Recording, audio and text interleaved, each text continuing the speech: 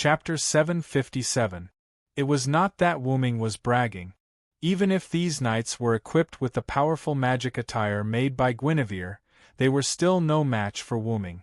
Learning martial arts from the Queen of the Infernal Realm, honing his martial arts skills for more than 10 years, or even decades, as well as powerful noble phantasm and unimaginable magic power, Aguin and his special troops were nothing more than decorations. If it were not for the fact that Wu-Ming did not know if the target he needed to rescue this time, Quiet Hassan, was there, Wu-Ming would definitely use the meteor silver to launch a light cannon. In that case, these solemn nights would basically be finished. It could not be helped. A sealed hall with an opening was like a secret room, and if Wu-Ming released his noble phantasm at the opening, it was equivalent to a bomb exploding in the secret room. Wu-Ming's bomb was not an ordinary bomb. If Wu-Ming completely released his noble phantasm, it would be a bomb on the level of a nuclear bomb. The result would be that the prison castle would be directly shattered, and not even dregs would be left. However, Wu-Ming did not know if the target he needed to rescue this time was still in the prison castle, so Wu-Ming would not do that. Moreover, Wu-Ming sneaked in, so how could he make such a big movement like a nuclear bomb explosion? Wu-Ming looked at Aguin's appearance, and it did not seem like he was going to turn a blind eye. However, after all, both of them were once colleagues at the Round Table, so Wu-Ming would not immediately make a move. "I didn't expect to see you here, Aguin." Wu-Ming took the lead in greeting. When the solemn knights saw Wu-Ming greeting their commander, they all looked at each other. It was someone they knew, so should they still attack? The king's order has already been issued. Villotharanst is the enemy. "You don't have to hold back," Aguin said with a gloomy face. The solemn knights did not know Wu-Ming, so they did not have any definite feeling about Wu-Ming's identity as a former knight of the Round Table. Therefore, after Aguin gave the order, the solemn knights at the forefront with bows and arrows immediately released their fully drawn bows and arrows. Whoosh whoosh whoosh, the arrows cut through the air and rushed at Wu-Ming at an extremely fast speed. However, all of this was useless. Wu-Ming just gently waved his sword, and all the arrows that attacked Wu-Ming were all deflected. Tisk! Aguin gritted his teeth and frowned. He naturally knew that these solemn knights were no threat to Wu-Ming, but he still did not want to give up, because he was unwilling. "All of you, stand down." But what could he do? If this continued, these special solemn knights would be completely annihilated. And as long as they did not attack Wu-Ming, according to Aguin's understanding of Wu-Ming, he would not attack. The solemn knights completely obeyed Aguin's order and immediately stood up and retreated. However, Aguin did not move. But it was clear that he did not want to sit down and have a good talk with Wu-Ming, because Aguin pulled out his sword. There was no doubt that the solemn knights could not deal with Wu-Ming, so Aguin was ready to personally attack. The solemn knights were a special force trained by Aguin to deal with servants. They could not be defeated by Wu-Ming, so Aguin chose to let them retreat. But he could not retreat because Aguin's anger toward Wu-Ming was burning fiercely. "It seems that you are not ready to have a good talk with me." Wu-Ming shook his head regretfully. Although it was futile for Aguin to personally attack, not to mention that Aguin's face was full of anger at the moment. But as a knight, Wu-Ming respected Aguin's choice. So Wu-Ming also raised his sword, Meteor Silver. Without saying much, Aguin made the first move. It was a powerful slash, which gave people the feeling that Aguin was not a knight, but a berserker. Wu-Ming received the attack.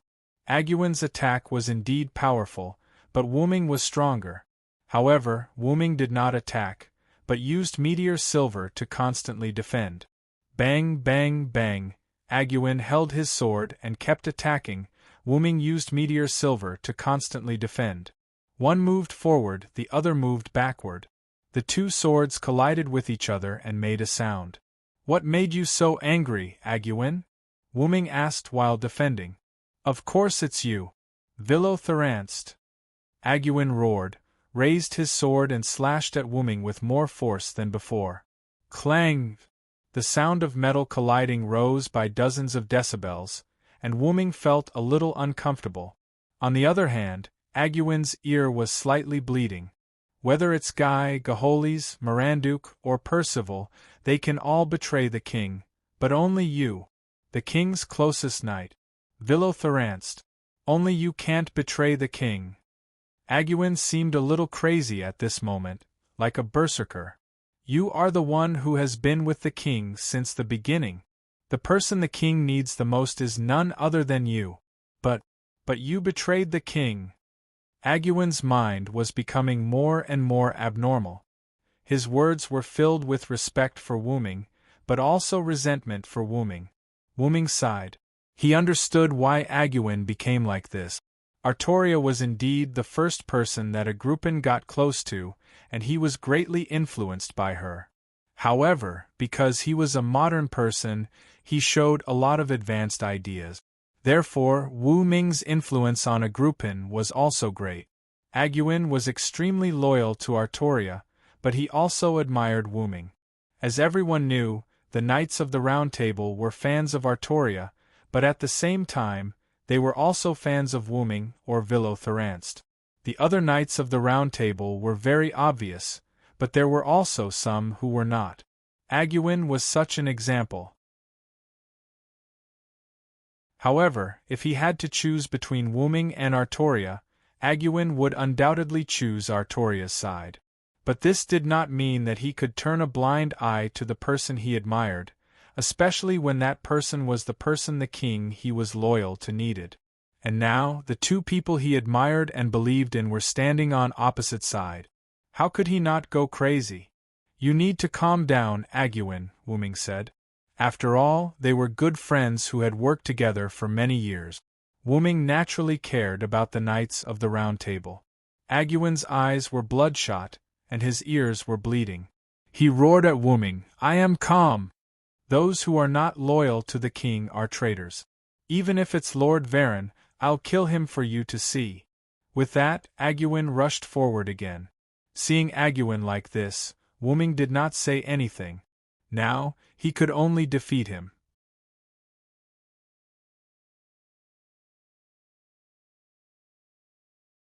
Chapter 758. Ixliver. Following the activation of True Name Release, the blade of meteor silver glowed with a pure silver light. The huge amount of magic power caused the solemn knights not far away to feel fear. The mana released from his body was instantly compressed and condensed on the holy sword. Like a flash bomb, no one could look directly at it. Wuming swung the holy sword horizontally at Aguyyin, who was attacking him.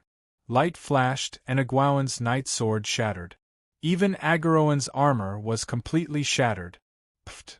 Aguyyin coughed out blood and half knelt in front of Wuming. Wuming did not kill Aguyyin. He could not and did not need to.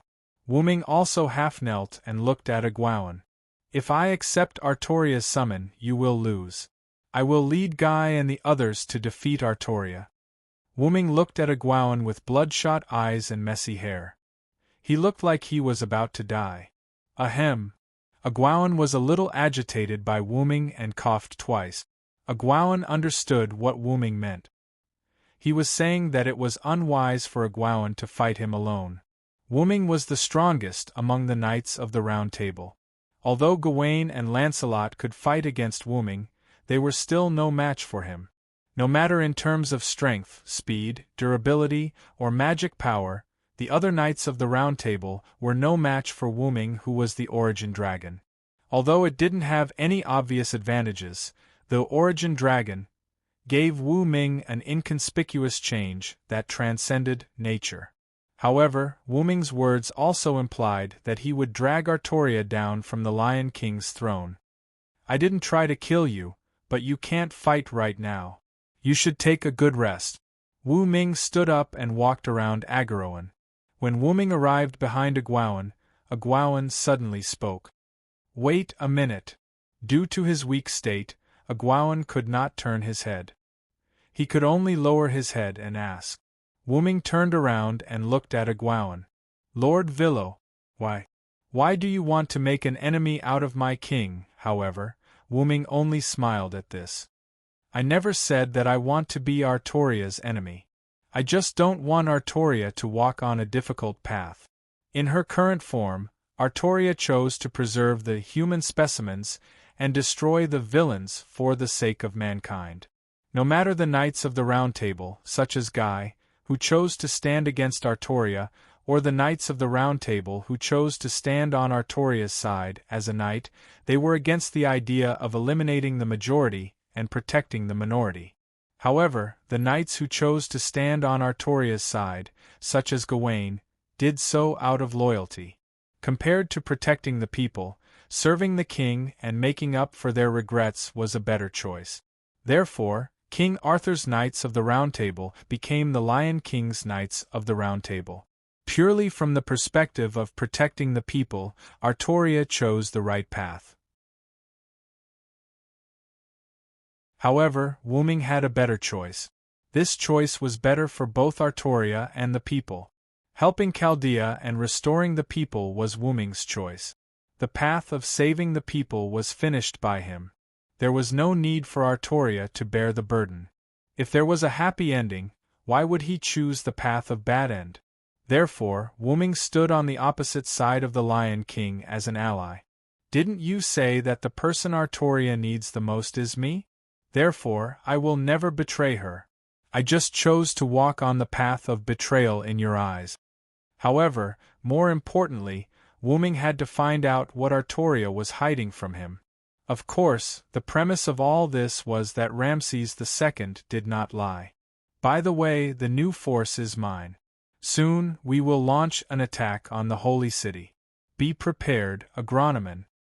After saying that, Wu-ming walked into the prison. As for Agronomen, after hearing Wu-ming's words, he fainted and lay on the ground. The knights were afraid of Wu-ming because of Wu-ming's previous performance. In addition, their commander, Agronomen, had fainted. Therefore, the knights did not move. They were even a little scared. Seeing such knights, Wu-ming shook his head helplessly. Send Agronomen back to the Holy City. Tell him that you met me. The Lion King will not blame you. Yes. The knights responded. Then, they carried the unconscious Agronomen and hurriedly left in the direction of the gate. Wu-ming shook his head again. He was disappointed with these knights. Although it was irrational to fight against an enemy who was obviously unbeatable, listening to Wu-ming, who seemed to be an enemy at the moment, was there something wrong? However, Wu-ming did not think too much about it. What he needed to do now was to save Quiet Hassan.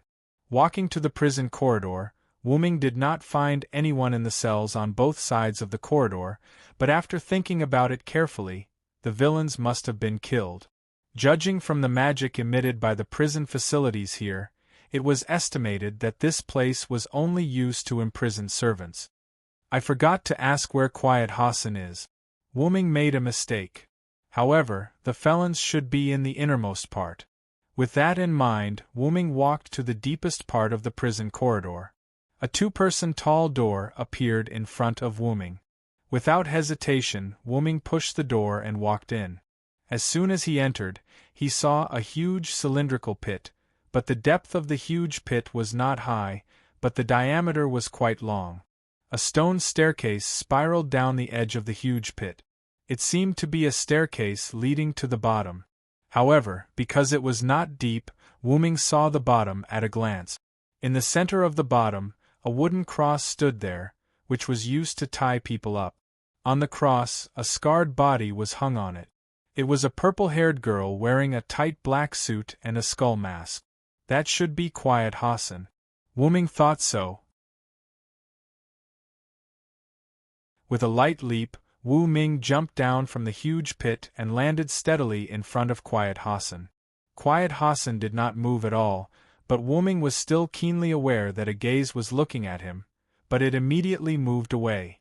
Wu-ming looked at his armor. He was afraid that Quiet Hassan thought he was a knight of the Holy City. He touched the armor and changed into ordinary Middle Eastern clothes, then Wu-ming spoke. I'm here to save you on Hassan's request. After Wu-ming finished speaking, Quiet Hassan's eyes lit up. Later, Wu-ming waved the meteor silver, and the chain wrapped around Quiet Hassan broke, and Quiet Hassan fell from the cross. Wu-Ming subconsciously reached out and hugged Quiet Hassan. However, at this moment, Quiet Hassan squeezed out a trace of strength and spoke weakly. "No!"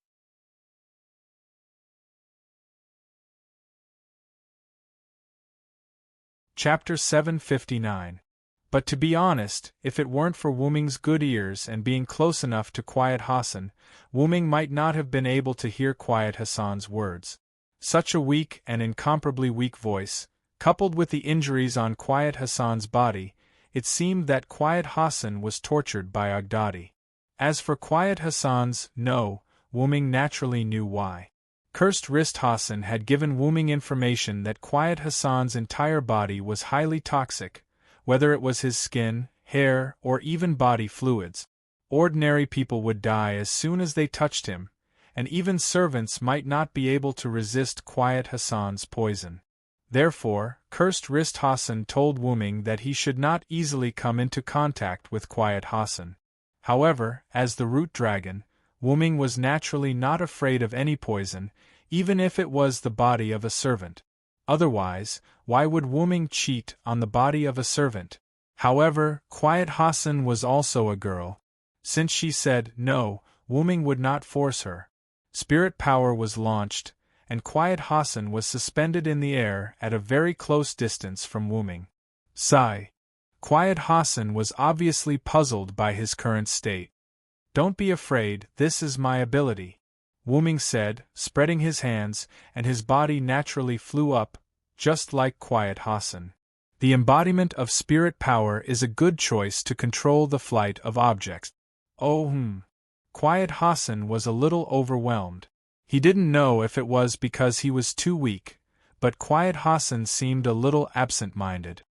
"By the way, I'm not afraid of your poison," Wu-Ming finally emphasized. "Huh?" Quiet Hassan was taken aback, but then he returned to normal. "Maybe he has the ability to resist poison, but in the face of my poison, I'm afraid it won't have much effect." Quiet Hassan thought so, and finally dispelled the fantasy in his mind. Were you really invited here by Baitsu?" Immediately after, Quiet Hassan asked. After all, when Wu-Ming came in, Quiet Hassan clearly saw that Wu-Ming was wearing the Holy City's armor, and it was not mass-produced, but similar to the unique armor of the Knights of the Round Table. Moreover, it was always right to be cautious. As an assassin, Quiet Hassan would naturally be more cautious. He would not completely trust someone just because someone came to save him, unless the other party could resist his poison. Thinking of this, Quiet Hassan's heart hesitated. If what he said before, "not afraid of my poison," was true then, to believe him. While Hassan was deep in thought, Wu-Ming spoke. "I am indeed a member of the Knights of the Round Table, but I am not a Knight of the Lion King. I am a Knight of King Arthur," Vero Cyrus said. Wu-Ming did not want to hide it because there was no need to, so Wu-Ming calmly told Quiet Hassan his true identity. "Lion King. King Arthur." Quiet Hassan carefully read the meaning of Wu-Ming's words. In the end, Quiet Hassan chose to believe Wu-Ming. After all, there was no other choice at the moment. She did not believe that Wu-Ming could do anything. If the other party was a bad guy, with her current state and the other party's means of moving her without touching her, she was already a lamb waiting to be slaughtered. And if the other party was a good guy, then Quiet Hassan had no worries. "Thank you for your trust. I will take you back to the village of the mountain people." However, at this moment, a voice full of Buddhism sounded. "That benefactor over there, can you save me while you're at it?" This voice was a woman's voice, and it sounded like she had been hungry for several days. Wu-Ming looked at the source of the voice. It was a small prison carved out of the surrounding stone walls. Not only there, but there were also many small prisons carved out in other parts of the surrounding stone walls. The Buddha-like voice was the person in the prison that Wu-Ming looked at. However, because the surroundings were too dark, Wu-Ming could not see the appearance of the person locked inside. "Who is locked in there?" Wu Ming looked at Quiet Hassan subconsciously. After all, Quiet Hassan was an old person here, so naturally, he knew more about the prisoners in the prison than Wu Ming. However, to Wu Ming's regret, Quiet Hassan did not know either. I'm not very sure, I only know that the person was caught by Agmaguin a few days ago. Well, let me introduce myself. I'm a monk, Sanzang. As if hearing the conversation between Wu Ming and Quiet Hassan, the person who asked for help began to introduce himself. Sanzang? Wu Ming was taken aback. The only person who could be called Sanzang was the sorcerer who took 3 apprentices and rode the white dragon horse to the west to pray for scriptures. Tang Sanzang? Wu Ming asked. That's right, that's me. Tang Sanzang was so excited that he suddenly threw himself on the iron frame of the prison and looked at Wu Ming and Quiet Hassan with a hopeful look. A girl with long straight black hair and big breasts wearing a monk's robe, a monk's hat, and holding a monk's staff appeared in front of Wu Ming. Huh! Wu Ming was shocked and screamed. Are you Tang Sanzang? Wu Ming knew that Tang Sanzang was a male monk. Even if he knew that Tang Sanzang in this world was a woman through the voice just now, Wu Ming couldn't imagine that Tang Sanzang in this world was a beautiful girl with big breasts. A beautiful girl was still within the scope of understanding. After all, legend had it that Tang Sanzang's flesh could be immortal, so it was understandable that it could nourish oneself and make oneself a beautiful girl. However, no matter what, she should be a shaved head and dressed conservatively. Wu Ming even suspected that the monsters on the road to the west did not want to catch Tang Sanzang because of her immortality, but because of her beauty. Then, were the 3 apprentices of Tang Sanzang also, well, can you help me out? Tang Sanzang smiled awkwardly. Shaking his head, Wu Ming shook his head to get rid of his thoughts, and waved the meteor silver. Kadesh, the prison that trapped Tang Sanzang instantly shattered. Great, I'm saved. Tang Sanzang exhaled a long breath and walked out with his staff. Amitabha, thank you for saving my life, benefactor. Tang Sanzang uttered a Buddhist name, his palm vertical, and bowed to Wu Ming. Master Sanzang, you don't have to be so courteous. I wonder why you are imprisoned here. After all, he was a Tang dynasty great master, and Wu Ming was still very polite. However, just as Tang Sanzang was about to answer Wu Ming, the whole prison suddenly exploded. Boom!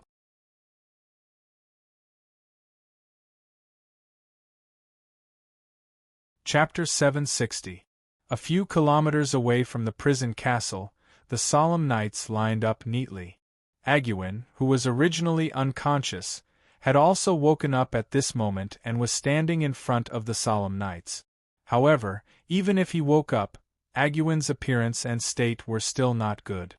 His messy hair was mixed with blood, his pale face, coupled with broken armor, he looked very embarrassed and weak. But even so, Aguen still stood straight, watching the series of explosions in the prison castle at this moment.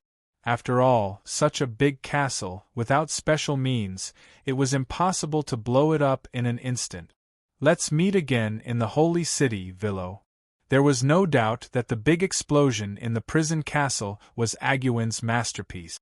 Aguin's face was gloomy, he waved his hand, and the solemn knights set off in the direction of the holy city. Aguen, on the other hand, was knocked out again by the solemn knights. After a while, the explosion in the prison castle ended, the whole prison castle turned into ruins, and even some places were burning, which was particularly conspicuous in the dark night. Behind a big stone around the ruins, the figures of Wu Ming's trio appeared. Except for Tang Sanzang's clothes, which were a bit messy, purely because of the shock, no one had the slightest damage, even Wu Ming's clothes were clean. Tang Sanzang breathed a sigh of relief, patted his huge chest, and looked like he had survived a disaster.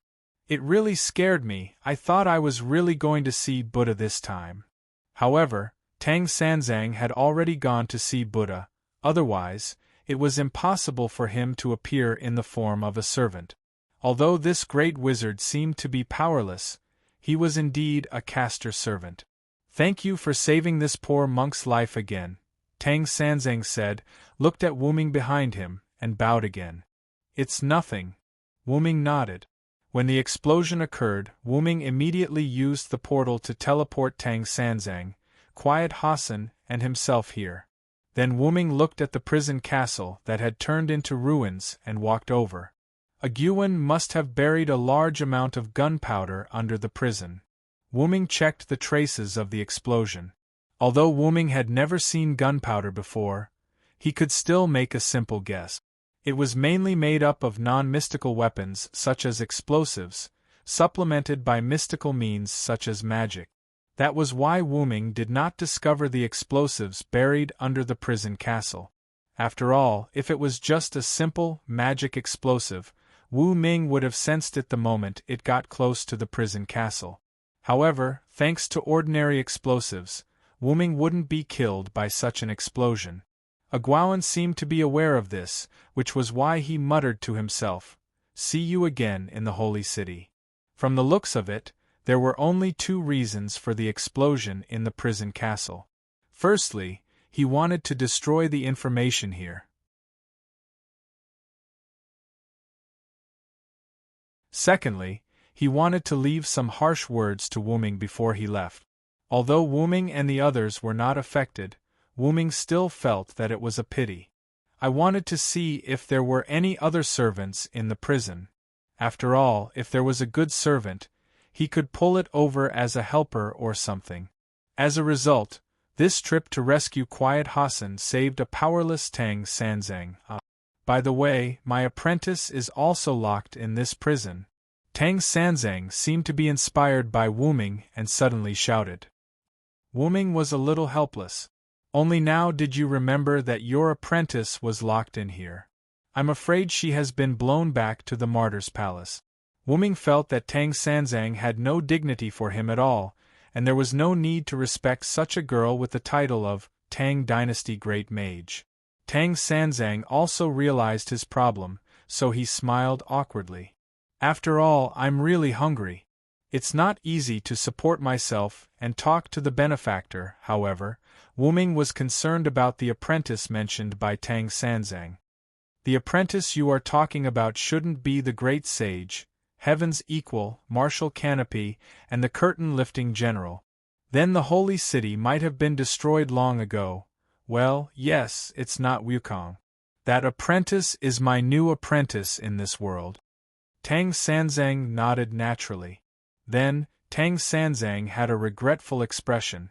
If he was still here, we wouldn't have to starve. After all this time, it was still a matter of whether they were hungry or not, but when it came to the issue of hunger, Wu Ming looked at Quiet Hassan, who was leaning against a huge stone.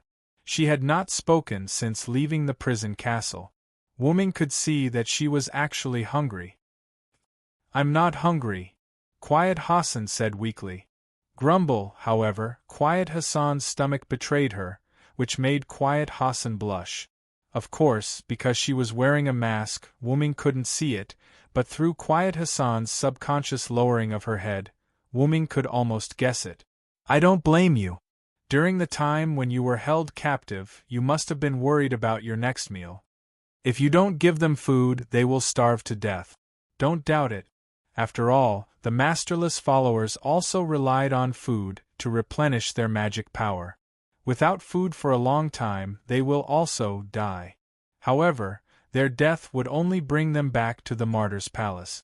However, giving them too much food would not be conducive to interrogation.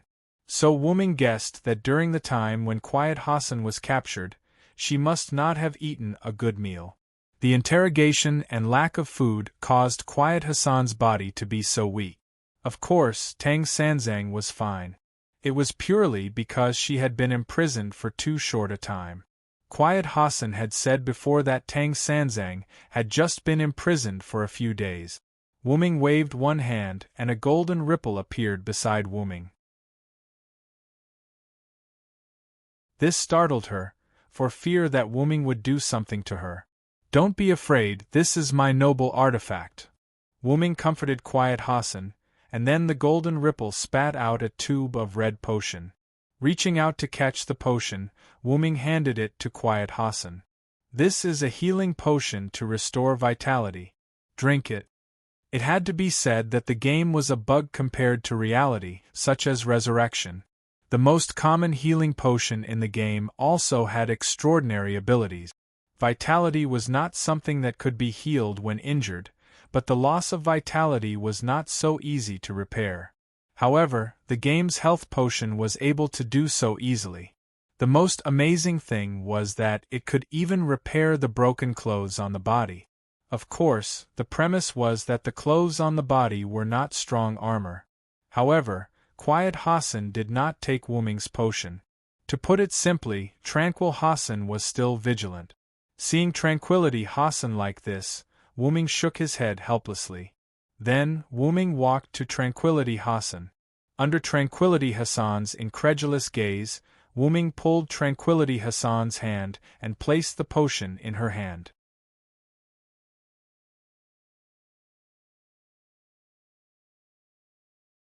Chapter 761. Like I said, I'm not afraid of your poison, Wuming said calmly, as if he was not poisoned at all. Immediately afterward, Wuming continued to speak. If I have evil intentions, I don't need to trick you to drink the potion at all. Wouldn't it be better to force it on you? After all, after being able to ignore Quiet Hassan's poison, Quiet Hassan could be said to be completely unable to compete with Wuming. Quiet Hassan looked blankly at his wrist that was grabbed by Wuming and Wuming's hand that grabbed his wrist, then looked at the potion in his palm and was in a daze.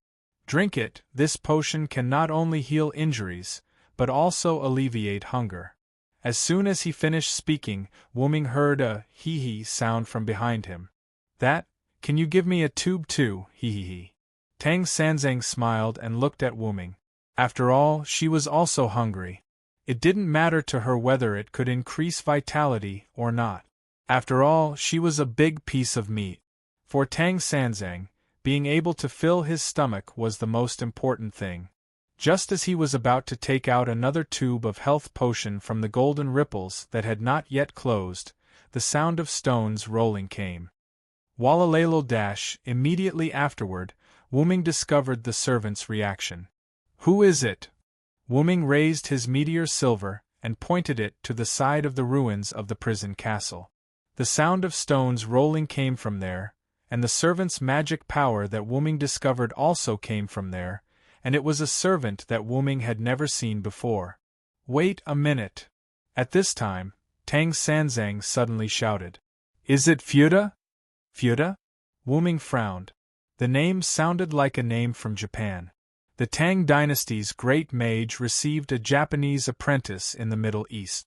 Although it was a bit awkward, of course, the other party was a servant after all. It was understandable to be able to experience such an encounter across time and space. I didn't expect this prison to explode. A man with green hair and a ponytail walked out from the shadows. He was carrying a bag of Japanese rice. Although he sounded relaxed, the tattered clothes and armor on his body, as well as the bloodstains and injuries on his body, made it clear that he must have gone through some adventure to survive the explosion of the prison castle. Great. Ting Tai, it's great that you're all right. Tang Sanzang seemed very excited. It seemed like her disciple was still very important to her. Then, quickly use your rice bag to cook for your master. Your master is already very hungry. Wuming sighed. As expected of Master Sanzang. However, the bag of rice was quite big. If there was rice in it, it should be enough to last for many days. I want to, but this little brother doesn't seem to trust me. The man named Ting Tai scratched the back of his head and looked at Wuming with a headache. This was because Wuming was still pointing his sword at Ting Tai. After all, I still can't judge whether you are Tang Sanzang's disciple. In other words, Wuming suspected that the other party was in disguise. After all, the person in charge here was a Greco. If he had a servant who could change into others, it might be true. After all, it was a Greco. Although it was impossible to survive the big explosion just now, Wu-ming still remembered what Tang Sanzang said before. Her disciple was also locked in this prison, that is to say, the other party escaped the big explosion while being imprisoned. The probability of being able to escape while being trapped is too low. Regarding this, I have evidence to prove that I escaped from the prison. It seemed that he saw Wu-ming's intention. The man named Ting Tai turned around and began to move the stone. Quiet Hassan and Tang Sanzang were at a loss. The two of them couldn't understand what Ting Tai was doing. With the sound of the stone moving, a fragrance came to everyone's nose. It smells so good. Quiet Hassan suddenly had a big appetite. The fragrance of rice? On the contrary, Tang Sanzang recognized what this fragrance was for the first time. It gave people the feeling that they often ate it. Wu Ming, on the other hand, was flabbergasted. First of all, how did he make the rice in an instant? Where did he get it from? Wu Ming took a closer look. In the cracks of the ruins, under the stone fragments, there was a lot of cooked rice. The man named Ting Tai just moved the stone that pressed the rice, which let the fragrance of the rice pass into the nose of the three people. This must be the rice produced by your noble phantasm, Ting Tai. Tang Sanzang, who also came over, analyzed. A noble phantasm that produces rice? Wu-ming was stunned. This was a bit interesting. Rice, rice bag, Ting Tai, Japan, there were keywords. If Alice was here, she should be able to analyze who the servant in front of her was in an instant. There was no way. Wu-ming could not bear to read so many books, so he simply took the opportunity to transfer a large number of books to Alice's database. After all, Alice was Wu-ming's gift. The possibility of separation was very low, so Wu-ming was so relieved. However, who would have thought that Gidea's strength was somewhat beyond Wu-ming's expectation, or Wu-ming did not expect that the other party would detonate the black mud, and wanted to kill Wu-ming. When he thought of this, Wu-ming remembered that his body was still in the Hakata world. I have to hurry up. Whether it was the repair of the singularity or the journey to find the body in the Hakata world, he had to hurry up. Let me introduce myself. My real name is Ida Ting Tai, and my class is Archer. The rice is produced by my noble phantasm, the endless rice bag. The man whose real name was Itu Ting Tai said, while patting the Japanese rice bag he was carrying. As for how Itu Ting Tai survived, looking at the rice in the stone ruins, he must have used the endless rice as a defensive means to substantially resist the explosion. Sure enough, food was the greatest. Of course, if you still don't believe me, then look at this. Itu Ting Tai said as he put the rice bag he was carrying on the ground and opened the lid. In an instant, rice swarmed out of the rice bag. Wah! Itu Ting Tai, don't waste the food. Tang Sanzang shouted and rushed in front of the rice bag, trying to pick up the rice scattered on the ground. I believe you. Seeing this scene, Wu-ming nodded and put the meteor silver into the golden ripple. Although Wu-ming did not know the man whose real name was Itu Ting Tai, he should be the one who could use this noble phantasm called the endless rice bag. Thank you for your trust. Itu Ting Tai laughed, then covered the rice bag and put it back on his shoulder. So, Master Sanzang and Itu Ting Tai, do you have any plans next?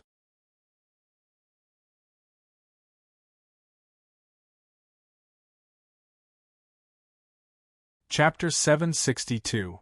My original plan was to wander around and explore the local customs. However, I don't think I'll be able to do that, Tang Sanzang said regretfully. Putting aside the fact that this singularity was on the verge of destruction, Tang Sanzang had already been captured once. She did not dare to wander around. What if she was captured by the people of the Holy City again? If possible, I'd like to find a place to stay. Kutengta scratched his head, looking simple and honest. However, that's not possible. After all, this world doesn't seem to be able to hold on any longer, Tang Sanzang said seriously. Wu-ming was taken aback. Master Sanzang, can you feel the collapse of this singularity? Tang Sanzang nodded matter-of-factly. Of course I can feel it. This world is very similar to the aura I felt in the Great Tang. Wu-Ming was enlightened. This meant that Tang Sanzang's background in obtaining the Western scripture was not as simple as it seemed. However, that had nothing to do with Wu-Ming.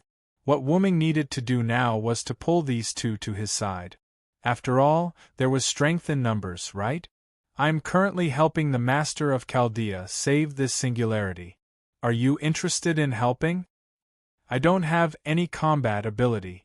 Are you sure you want me to join? Tang Sanzang looked embarrassed. Tang Sanzang had no intention of refusing, but he had a clear understanding of his own combat ability. I don't really like fighting either. If possible, I'd prefer to study food, Kutengta said. That's not a problem. Master Sanzang can stay in the village of the mountain people, and Kutengta can also act as the village's guard. He'll be responsible for the safety of Master Sanzang and the villagers. However, the village of the mountain people is rather secluded, and there won't be any danger, Wu-Ming suggested. Kutengta nodded, but he did not make a decision immediately. Instead, he looked at Tang Sanzang. Then, I'll leave this to my master, Master Sanzang. Me? What a headache, Tang Sanzang shook his head. He did not seem to be good at making decisions. Even so, Tang Xuanzang seemed to have made his decision long ago. All right, who asked you to save our lives? I'll bring Ting Tai and join your team. Thank you for joining us. Wu-Ming smiled and nodded. No matter when, it was not a mistake to gather people, so Silent Wonder was happy to have two servants in the team. Although Master Sanzang could only be used as a spectator, good. Then, you are my second disciple. Tang Xuanzang looked very happy. Wu-Ming, on the other hand, looked confused. What was going on? Beside Tang Sanzang, Itafuta revealed an expression that said, I knew it would turn out like this. Could it be that Yuding Tai was also like Wu-Ming and was randomly taken in as a disciple by Tang Xuanzang? Although Itata had confusedly admitted that Tang Sanzang was his master, Itata still called Tang Sanzang Mage Sanzang. Therefore, the possibility of Wu Ming's guess was very high. Well, as long as you are happy, Master Sanzang. Wu Ming shrugged his shoulders. Anyway, he would not lose a piece of meat. Tang Sanzang could call him whatever he wanted. What does Quiet Hassan think? Wu Ming looked at Quiet Hassan. Although he came to save Quiet Hassan this time, he was a local. He had to ask Quiet Hassan's opinion even if it was just for show. It's up to you. Quiet Hassan looked hesitant. This made Wu Ming confused again. Why are they all so strange? He shook his head and stopped thinking about these messy things. There's no time to lose, let's go. After that, Wu Ming opened the portal. Wu Ming, Quiet Hassan, Tang Sanzang, and Itafuta went in. In the blink of an eye, Wu Ming and the other three disappeared in place, leaving only the ruins of the prison castle and a little fire, flickering in the darkness. On the other side of the portal was the house of Gudatsi and others. Because they were going to the Yazril temple, there was no one here now. Wow, this is really amazing. Tang Sanzang, who was the first to walk out of the portal, commented on Wu Ming's portal. But the color doesn't look very comfortable. Although the color is not very good, this ability is really interesting. Itafuta was also interested in Wu Ming's portal. It's just a little trick, Wu Ming said modestly. Then, Wu Ming glanced at Quiet Hassan. Because he had drunk the potion given by Wu Ming, Quiet Hassan had recovered a lot at the moment, and walking was not a problem at all. This is the residence of the Master of Chaldea. You can rest here now, Wu Ming said to the three of them. I'm so hungry, Itafuta, cook for me. Tang Sanzang looked directly at Itafuta. It can't be helped, Wu Ming hasn't given Tang Sanzang health potion yet, so Tang Sanzang is still hungry. Yes, Master Sanzang, I'll cook now, I'll borrow the kitchen. Itafuta said and walked out of the room to look for the kitchen. At this time, it was the middle of the night, and Wu Ming had no other tasks, so he simply wanted to ask Tang Sanzang some things in his spare time. Master Sanzang, have you been to the Holy City? Tang Sanzang, who was preparing to travel to various places here, has naturally been to the Holy City. Of course I have been there, and it was not long ago. Suddenly, Tang Sanzang thought of something. By the way, I seem to have been caught by His Excellency Aguawan not long after I left the Holy City. Tang Sanzang smiled embarrassedly. But this is strange, why didn't he catch Tang Sanzang when she was still in the Holy City? And Quiet Hassan, who sat down with Wu Ming and Tang Sanzang, raised a question. Why didn't he catch you when you were still in the Holy City? The reason why he didn't do anything to me in the Holy City is that, although my thoughts are different from those of the Holy City, the Lion King didn't think I was a threat, so he let me leave the Holy City. After thinking for a while, Tang Sanzang continued to speak. Maybe His Excellency Aguawan acted without authorization. It was because he hid it from the Lion King that Aguawan detained Tang Sanzang in the hidden prison where Quiet Hassan was detained. If it was Aguawan, he would have done that. Wu Ming nodded thoughtfully. By the way, won't this place be discovered by the people of the Holy City? I remember that they have been searching for the village of the mountain people. Tang Sanzang asked. In this regard, Wu Ming shook his head. The location of this village is very hidden, and it's basically impossible to find. However, just after Wu Ming finished speaking, there was an explosion. Boom!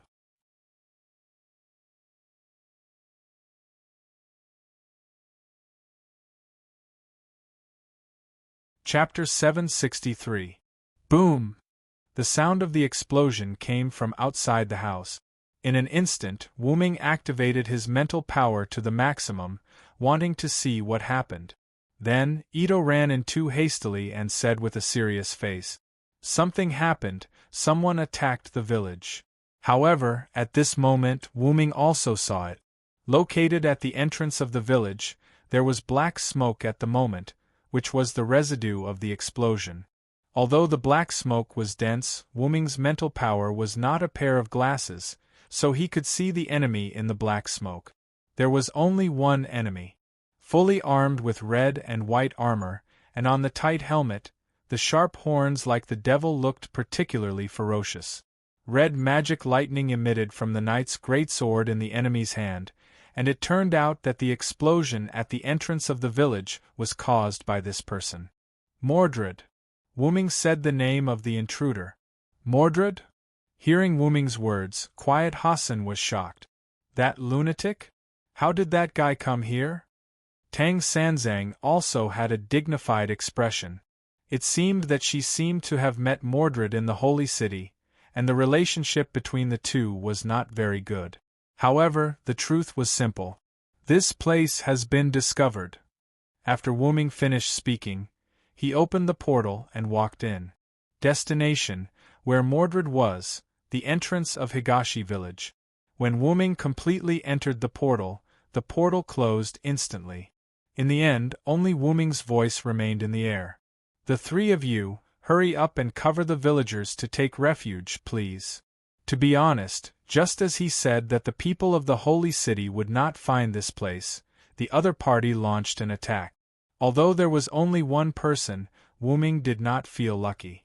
As one of the Knights of the Round Table, Wu Ming naturally knew Mordred. Mordred's fighting style was relatively wild, or rather, she fought like a berserker. It was impossible to tell that she was a knight of Camelot. You could say that she did not use her brain or that she was simple. Often, such people were the easiest to deal with, but at the same time they were also the most difficult to deal with. For example, after becoming a servant, she would not hesitate to use her noble phantoms. Claret blood Arthur! Boom! The earth was wailing, and the red lightning on the ground indicated that Mordred had once again used a noble artifact. Ah! What happened? What happened? Was there no one who could fight? I came here alone on purpose. I'm so disappointed. Mordred waved the king's sword, dispersing the red lightning on the blade and dispersing the smoke and dust from the explosion. To be honest, she was afraid that she would blow up the entire village. Therefore, she released her noble phantasm with the least damage. She wanted to lure the servant out and punish him. After all, she was the Lion King's knight. As a knight, how could she blast away both the enemy and the existence? Of course, it was to kill the enemy and then blow up the village. Thinking of this, Mordred's face under the helmet revealed a sinister smile. However, what caught Mordred's eyes were only the villagers who woke up from their slumber, frantically fleeing, and a few burning houses. This is really disappointing. Then, let this blow end all of you, Mordred said, and once again raised the king's sword in front of her. Claret blood Arthur! Magic gushed out from the king's sword, reaching the dark sky. Mordred didn't hold back anymore. It seemed like she was really going to destroy the village with her next attack, just as she had said she would. It's over, Mordred. A voice came from the village. Mordred paused when she heard the voice. She raised the king's sword that was emitting red lightning. Then Mordred laughed impudently. Vilo-Thransiad, you are really here? Take this. After Mordred finished speaking, she squeezed her magic and increased the output of her noble phantasm. If Mordred's light pillar was as thick as a washbasin, then she was now raising a light pillar that was as thick as the pillars of a huge palace. As for Mordred, because of the overload, there was a crack in her armor. Since Mordred was so generous, Wuming naturally used his noble phantasm to fight back. Silver meteor, meteor silver splendor. A silver-white pillar rose from the ground in the direction of the village, standing opposite the red pillar that appeared outside the village. Then, the two pillars collided together. Then, like a DNA spiral, the red and white pillars intertwined and spiraled into the sky. The DNA pillar, that rushed into the clouds, seemed to have some kind of chemical reaction, causing the clouds to change color. There were also traces of red and white lightning. Wuming and Mordred continued the output of the light cannon. Finally, as if unable to withstand the chemical reaction, the clouds rounded into a sphere and exploded directly. Because of the height, the ground was not affected by the explosion. However, the strong light from the explosion made the entire East Village as bright as day. However, this sun only lasted for a moment. In just a few seconds, the sun disappeared, and the day turned back to night. Although it was night time, the surrounding scene was still vaguely visible. Because the explosion of the clouds had completely dispersed the dark clouds above and around East Village, allowing the moonlight to shine on the ground. If the houses that were still burning and the panicked people were removed, the moonlight shining on East Village would definitely be a beautiful scene. If Da Vinci was here, he would definitely be very impressed. Although there was no Da Vinci, others would also be impressed. So powerful. Silent Hassan, who had already walked out of the house, saw the scene just now. She was stunned by the effect of Wuming and Mordred's attack. Whether it was Mordred or Wuming, they were on a completely different level from her, the assassin. That's true. Idafuda nodded stiffly as he walked out of the house.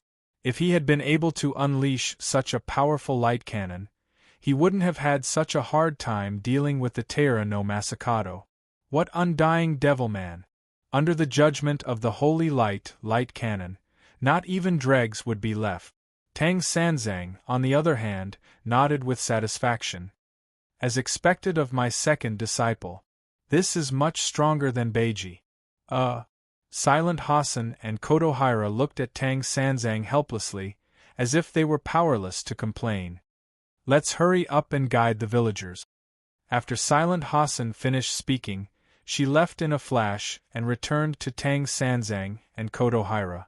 But I'm so hungry. Tang Sanzang looked like he could not take it anymore. All right. I'll make you rice later. Let's go. On the other side, a black-haired man wearing a simple leather jacket and holding a bow and arrow was guiding the villagers away. As expected of the Knights of the Round Table. They're really powerful. The archer who had also seen the previous scene praised. However, it was only a praise. After all, the villagers were the most important.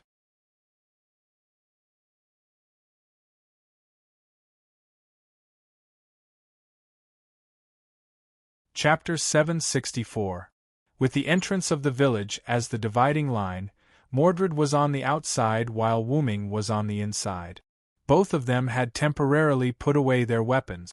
When the clouds exploded from their attacks, Wuming and Mordred's attacks were interrupted. Wuming's figure was also reflected in Mordred's eyes because of the disappearance of the clouds. However, Mordred had no time to pay attention to Wuming. His armor was cracked and he was panting heavily. He was using his sword to support his body, looking extremely tired. Wuming, who was in the village, was also not feeling well, but it was not as bad as Mordred's. Because he had used up too much mana in an instant, Wuming was only panting twice. Because his mana had been supplied to the tens of thousands of Skywings, and because the spiritual base's mana was not as good as his main body's, Wuming did not have much mana left. Therefore, using so much mana in an instant was still a bit of a burden for Wuming. However, for Mordred to be able to contend with Wuming, it was truly abnormal. Could it be that Mordred also has the Lion King's blessing? Wuming could only think of this possibility. This was also the most likely. Wuming had learned from Tristan that both he and Gawain had received the Lion King's blessing. In that case, it was not impossible for Mordred to also receive the Lion King's blessing. While Wuming was thinking, Mordred quickly adjusted his breathing, stood up straight, and pulled out the king's sword from the ground. He also took off his helmet. Pretty good, Villo. Let's go again. Mordred had a maniacal smile on his face, looking like a dying flash. Are you sure you can still do it? Wuming came back to his senses and looked at Mordred worriedly. Wuming believed that Mordred had no more strength left. His armor was cracked, and there were some bloodstains on his face. His spirit base was rather unstable. That's for sure. The Lion King bestowed me with a berserk blessing. I can continuously squeeze my spiritual base to release noble artifacts, so you don't have to worry at all. Mordred revealed a smile. However, this smile made Wuming feel rather sad. Wouldn't that be using Mordred to its fullest potential? Mordred's spiritual base was squeezed to the very last bit, until it could no longer be maintained.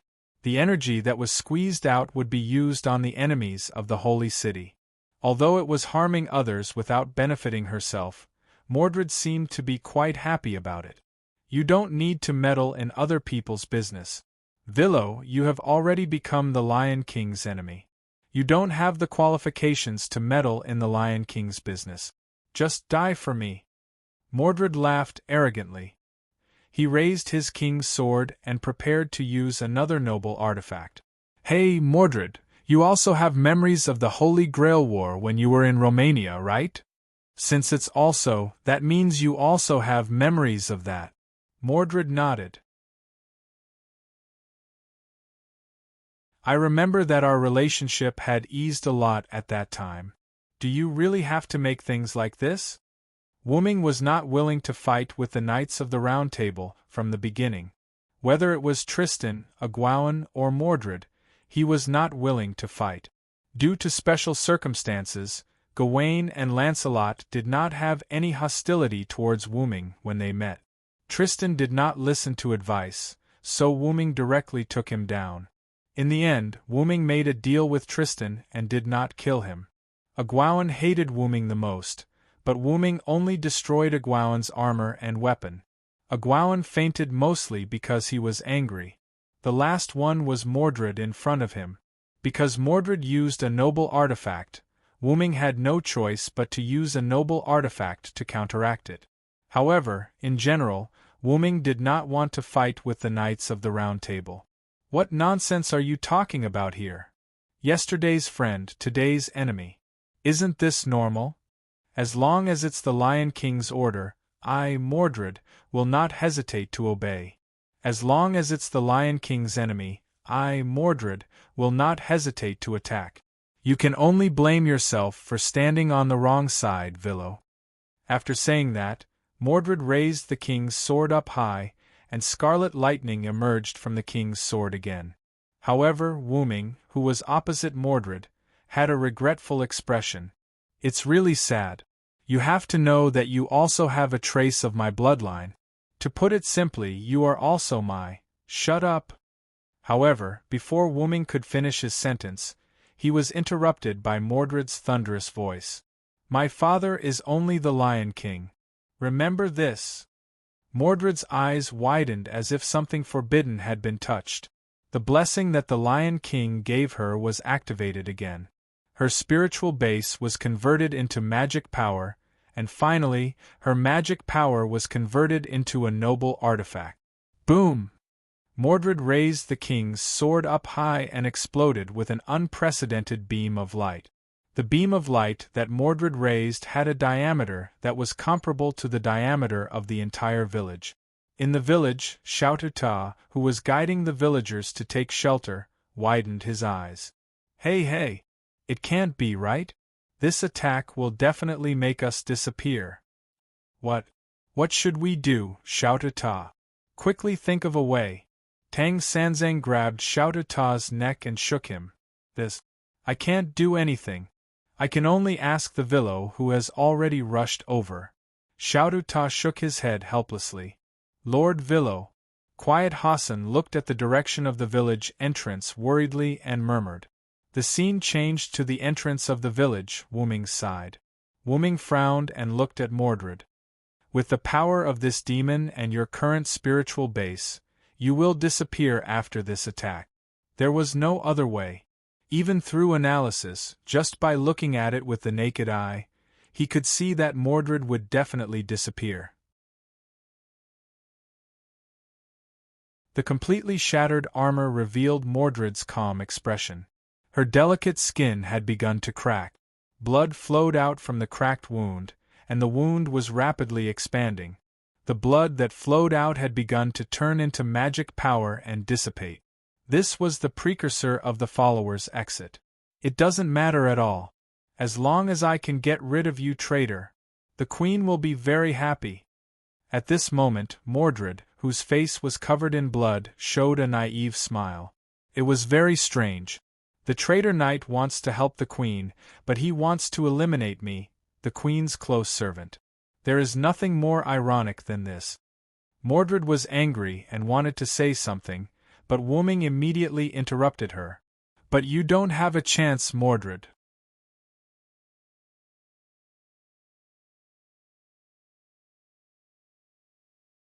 Chapter 765. Mordred's eyes narrowed. After Wuming finished speaking, Mordred already felt that something was wrong. Thus, Mordred hurriedly swung down her attack. However, just like what Wuming said, Mordred did not have a chance. Something was faster than her. The silver-white chains that were emitting a purple aura wrapped around Mordred's body. Her arms, thighs, abdomen, neck, and finally, the Emperor's sword that Mordred was holding high was wrapped up by the chains. At this moment, the sound of the chains entered Mordred's ears. Clang, clang, clang. The continuous sound of the chains came from behind Mordred. Mordred tilted her head slightly and saw a dark purple ripple. The chains were coming out from there. Although Mordred did not see where the ripple came from, needless to say, it was on Wuming's side. Damn it! How dare you trick me? Mordred struggled, trying to break free from the chains, but it was not effective. However, the enraged Mordred once again overdrew his spiritual base. In an instant, the strength of his muscles was raised to the extreme. In the form of monstrous strength, Mordred broke free from the shackles of the chains and waved the Emperor's sword in his hand. However, it did not have any effect. Silver, meteor silver. Along with the release of a simple noble phantasm, a silver-white pillar of light collided with Mordred's attack. The atmosphere shook, and the airflow was like a storm that swept across the sky. However, in the end, Wuming's noble phantasm cancelled out Mordred's noble phantasm. Mordred, who had been bound by Wuming's annihilation lock for a while, No matter if it was her magic or the power of her noble phantasm, they were all destroyed by the annihilation lock. Even if Mordred overdrew her spiritual base again, her noble phantasm was just an arrow at the end of its flight. Therefore, Wuming's casual attack was able to cancel out Mordred's noble phantasm. Wuming shook his head silently, then looked at Mordred's direction. However, there was nothing in Mordred's position other than Wuming's annihilation lock. As soon as Mordred swung the Emperor's sword, due to the excessive collapse of her spirit base, she was forced to leave the stage. That's why it's best to talk less and do more. No matter if you're a villain or a real villain, you'll always fall because you talk too much. In fact, if Mordred hadn't been so crazy, she wouldn't have been forced out of the arena due to the excessive collapse of her spirit base. After all, the blessing given by the Lion King's Holy Grail was to go berserk and not die suddenly. Simply put, Mordred can still be saved. However, Mordred had chosen to self-destruct, and in the end, she did not succeed. Compared to a certain Stella, it was too embarrassing.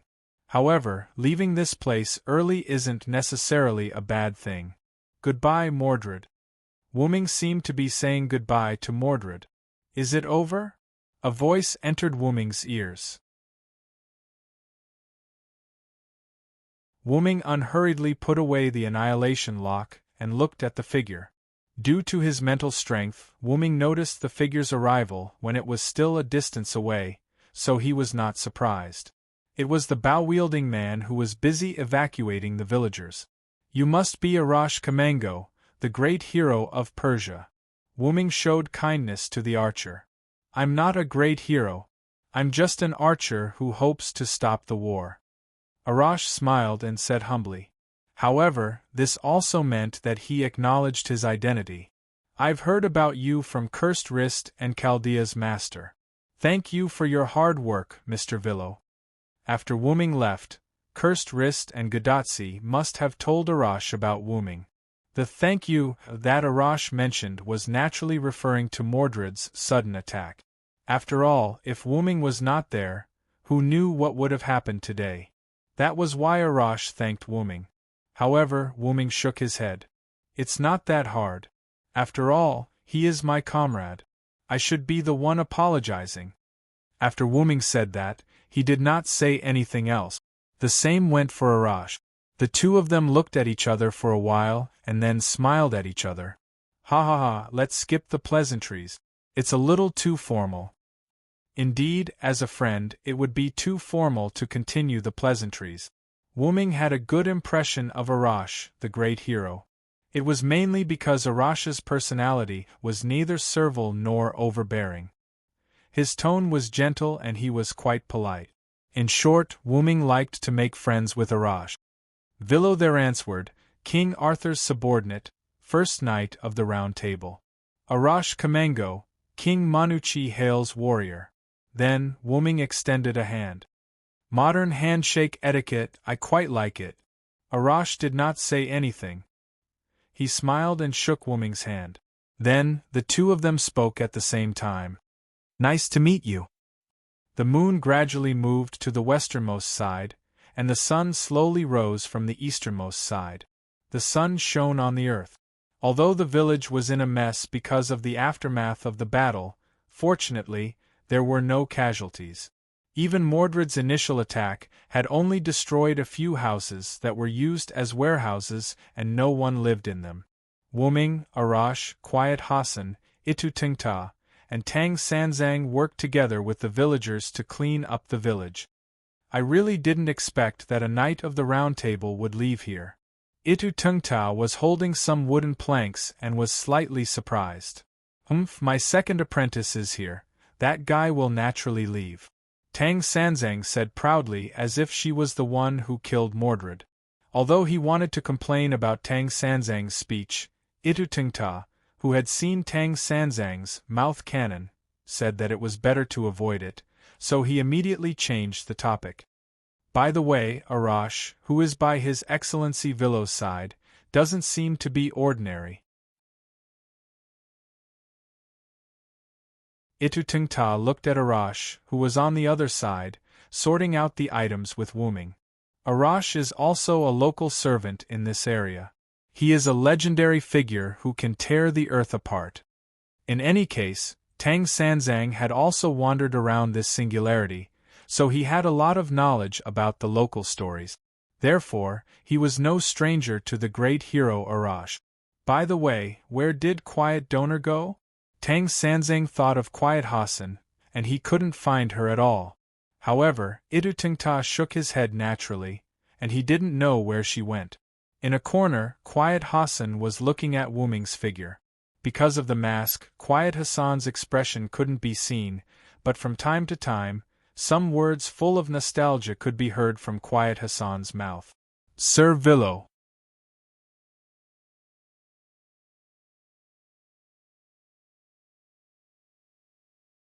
Chapter 766. In the north, near the mountains of East Village, a black shadow was jumping up and down between the mountains, moving toward East Village at a very fast speed. Not far behind this black shadow, several figures were also moving quickly, but they weren't as fast as the black shadow in front of them. Whether it was the black shadow in front or the few figures behind, they were all familiar to Wuming. These people were naturally Gudatsi and her party heading to the Yazril temple. Is Mr. Cursed Wrist in such a hurry? Mashu looked at the figure in front of her that was almost out of her sight, and said to herself in confusion. After all, it's Cursed Wrist's village. It's normal to be anxious, Hassan and Matthew explained as they ran side by side. Because the Yazril temple was located on a mountain higher than East Village, the scene of DNA helix exploding over East Village last night was naturally reflected in the eyes of Gudatsi and her party. If such a thing had happened in Hassan's village, she would have been very anxious. Don't worry if nothing goes wrong, Assassin should have returned long ago. With him around, the village will never have any problems. Gudatsi, who was in Matthew's arms, was full of trust in Wuming. Hassan looked at Gudatsi deeply, then nodded. But the way Hassan looked at Gudatsi made Gudatsi feel a little awkward. And the reason for the awkwardness was, by the way, Matthew, why don't you put me down? This position is too embarrassing. Gudatsi whispered in Matthew's ear. When they went there, Gudatsi was riding the car invented by Da Vinci. However, in the Yazril temple, Da Vinci's car had some problems, so Da Vinci stayed to repair her car. Therefore, on the way back, Gudatsi was carried by Matthew. After all, the road was rugged, and Gudatsi could not move alone. It was the best choice to be carried by Matthew, Gudatsi's servant. Anyway, it was unlikely that Hassan and Cursed Wrist Hassan would carry Gudatsi. Even if they were willing, Matthew would not be willing to give the opportunity to carry his senior to others. But if Gudatsi insisted, Matthew would still consider it. But, Master, the mountain here is too rugged. Without the help of a servant, ordinary people can hardly move. Matthew denied Gudatsi. Gudatsi also looked around subconsciously. They were now running on the stone wall. If they slipped, they would fall directly. A servant would be fine, but if it was Gudatsi in her human form, she might be done for. Therefore, in Matthew's view, it was too dangerous to let his senior walk alone. It's okay. Da Vinci is still behind. I'll just take her car. Indeed, there was no sign of Da Vinci around Gudatsi and the others. Find a place to put me down, Matthew. Da Vinci knows this way. She is a genius. I'll wait here for her to pick me up. The implication was that Gudatsi wanted Matthew and Hassan to go first. No, I'll stay with Master. Matthew said firmly while stopping at a relatively flat place. She, Mashu, could do anything, but she couldn't leave her senior and master alone in this deep mountain. This was a matter of principle. When Hassan saw Mashu stop, he shook his head helplessly. Then I'll go first, Hassan said, accelerated, and chased in the direction of Cursed Wrist Hassan. Taking a closer look, Hassan's speed in this group of mountains was almost the same as Cursed Wrist Hassan's speed in this place. In other words, Hassan had actually been taking care of Matthew and Gudatsi. Matthew and Gadotsi looked at each other and smiled awkwardly. But since things had come to this point, they could just wait. Anyway, they could chat to pass the time. She had to admit that Da Vinci was indeed a genius. Her car was quickly repaired. "Hey, your genius Da Vinci is here." Da Vinci was driving a strange, small aircraft similar to a UFO, flying toward Gadotsi and Matthew. Lubdavir, who was responsible for protecting Da Vinci, was half squatting on this small UFO. As a Knight of the Round Table, he naturally had the unique skill of not falling off from the object he was riding. Da Vinci's speed was very fast. Matthew and Gadotsi only waited for a little while before Da Vinci came over in her UFO. Finally, Da Vinci is here. Gadotsi stood up excitedly. "Did you miss me, the genius?" Tachika Kun. Da Vinci opened the UFO hatch and motioned for Gadotsi to come in. Gadotsi nodded, walked in quickly, and sat down in the co-pilot seat next to Da Vinci. Lubdavir jumped down from the UFO. "Miss Matthew and I will walk." After all, the UFO's design structure could only accommodate two people, the driver's seat and the co-pilot's seat. Therefore, the surface of this UFO could only accommodate one person. "I agree with Mr. Lubdavir's opinion. Master, you and Da Vinci can go first. Mr. Lubdavir and I will catch up," Matthew said to Gadotsi in the co-pilot's seat. However, this was the best choice, so Gadotsi also nodded. "Then, Da Vinci, let's go." The nozzle behind the UFO suddenly sprayed flames, and the entire UFO flew out directly. Wait a minute, Da Vinci, I haven't fastened my seat belt yet." Looking at the UFO in the distance, Matthew and Lubdavir didn't know what to say. Then, Lubdavir looked at Matthew, his compatriot. "Let's go, Matthew." "Yes, Mr. Lubdavir." The two also embarked on the journey to Dongji village. At the forefront, Cursed Wrist Hassan arrived at Dongji village first. Standing on a cliff, he looked down at the messy but not damaged Dongji village, as well as the villagers who were packing up and the servants who helped the villagers pack up. Seeing this, Cursed Wrist Hassan breathed a sigh of relief. At least the village was still there, and the villagers seemed to be fine. Immediately afterward, Cursed Wrist Hassan jumped down. In Dongji village, Wuming, who had been separated from the other servants and was helping the villagers pack up alone, looked in a certain direction thoughtfully. Immediately afterward, Cursed Wrist Hassan appeared in the direction where Wuming was looking.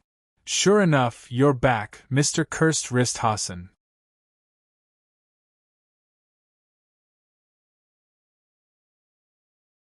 Chapter 767. When Cursed Wrist Hassan heard the word as expected, it sounded rather impressive. "As expected of His Excellency Villo. Although I didn't use the aura concealment technique, His Excellency Villo was able to discover me in advance from such a distance," Cursed Wrist Hassan complimented Wuming. "You're too kind." His Excellency Cursed Wrist also said that you didn't use the aura concealment technique. "It's normal for me to discover you," Wuming responded to Cursed Wrist Hassan. After complimenting each other, it was time to get down to business. "Since you came back alive, that means you've succeeded, right?" As if responding to Wuming's words, Cursed Wrist Hassan tapped twice on his skull-masked face. "Yes, thanks to His Excellency Villo, Sir First Hassan didn't do anything to me." Cursed Wrist Hassan's tone was quite grateful. Then, Cursed Wrist Hassan stretched out a hand with something in his hand. Taking a closer look, wasn't the thing in Cursed Wrist Hassan's hand the small box that Wuming gave him? "I'll return it to you, His Excellency Villo." Cursed Wrist Hassan handed the small box to Wuming. However, Wuming just smiled. "Keep it. Maybe it'll be useful in the future." Cursed Wrist Hassan was taken aback, then nodded. "If that's the case, I'll accept it." Cursed Wrist Hassan was not a pretentious person. Since the other party said he would accept it, then he would accept it. By the way, where are Tachika and the others? Are they still behind? However, after Wuming finished speaking, the roar of the aircraft entered his ears. Then, Wuming searched for UFO and saw it. Wuming was shocked. What the hell is this?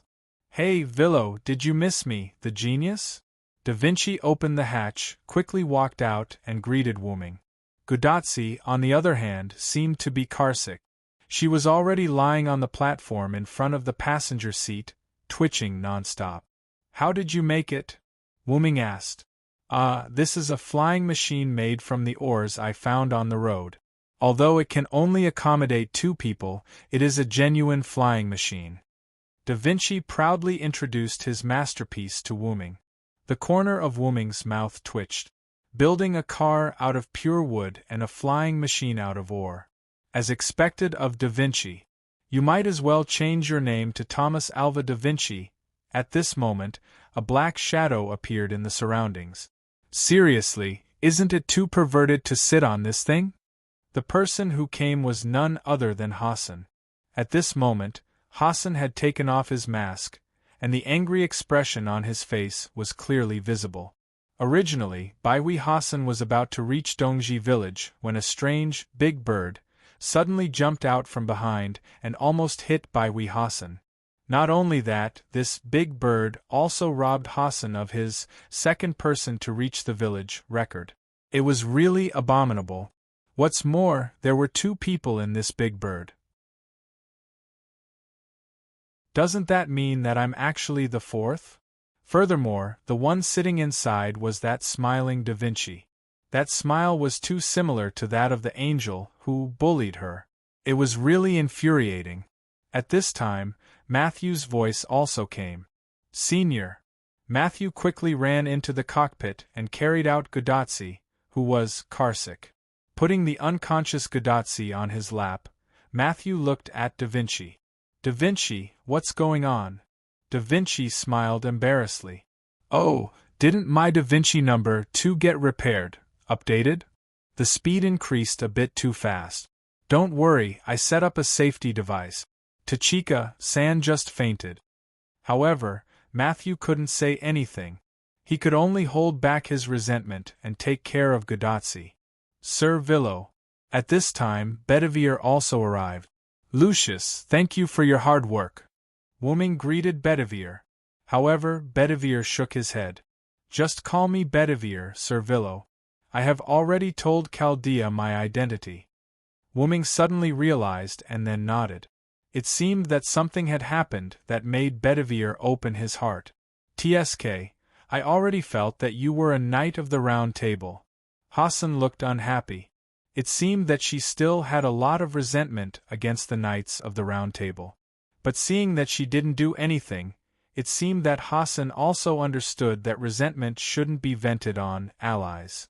Senior Villo, you and Mr. Bedivere really hid it from us. Matthew said with a little temper. Sorry, but even so, I still think it's better for Bedivere's identity to be explained by him. Wuming apologized with a smile. And Matthew was just joking, so she agreed with Wuming's words. On Chaldea's side, monitoring Gudatsi's body, Roman couldn't help but complain after hearing it. I thought it was strange at the beginning. Why would Lucius be friends with the Villo? It turns out that it's the relationship between Bedivere and the Villo. Hearing Roman's voice, Wuming frowned and asked, I suddenly feel that your complaints are so weak. In Chaldea, the doctor's back was gray. By the way, doctor, when will Senior wake up? Matthew asked with concern. Gudatsi waking up as soon as possible is the most important thing for her at the moment. It should be fine in a few minutes. Roman looked at Gudatsi's physical data and replied to Matthew. Matthew breathed a sigh of relief. A few minutes, it's not a big deal. In this regard, Wuming spoke. In that case, let's go to the house and wait for a while.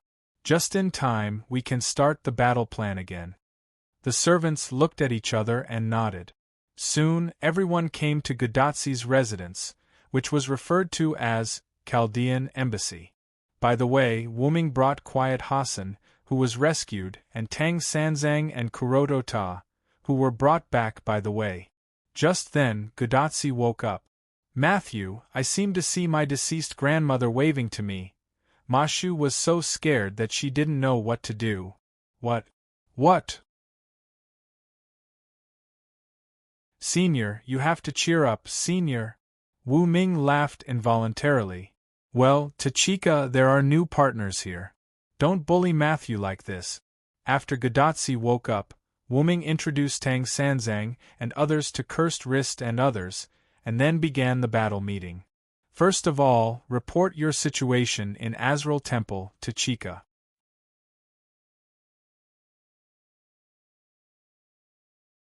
Chapter 768. Yes. Gadotsi stood up and saluted. After explaining the details, Gadotsi summed it up in one sentence. After successfully arriving at the Azrael Temple, we passed the trial of the first Hassan. After showing the token you gave to the first Hassan, Cursed Wrist Hassan was fine, and the first Hassan said that he would help Chaldea save humanity. That's all. Very well, since the assassin agreed, then he will definitely help us at the right time. We don't have to pay attention to this for the time being. Wu Ming nodded with satisfaction. Sure enough, after the first Hassan saw that he was here, he made a big promise. Helping to save humanity was not just helping to save the humanity of this singularity. If the last singularity, which was the Mesopotamia singularity, had the help of the first Hassan, it would be a great help. By the way, Villo Sr., what happened in the village last night? Matthew raised his hand and asked. Mordred found this place and launched an attack. In the end, because of excessive overdraft of the spiritual base, she left. The village was slightly damaged and no villagers died. Wu Ming reported quite concisely. Mordred. Gadotsi thought of the Mordred in the London singularity. Don't be sad, the servant is just a clone of the heroic spirit. The Mordred in this singularity is not necessarily the Mordred you met. Because she is the Mordred I met. Wu Ming added in his heart. She betrayed the king when she was alive, but she can't see the traitor this time. It's really ironic. Wu Ming shook his head silently. However, Mordred has left after all, which saves you from not being able to kill her. Sorry. Matthew and Gadotsi said in unison.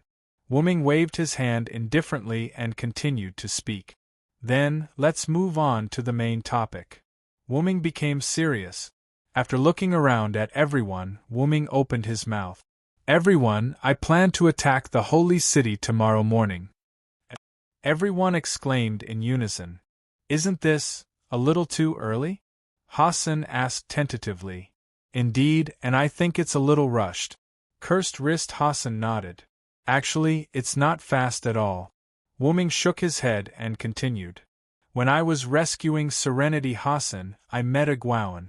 Hearing this, everyone's heart froze. I'm afraid he's already guessed that I've teamed up with the mountain people and will be on guard against us.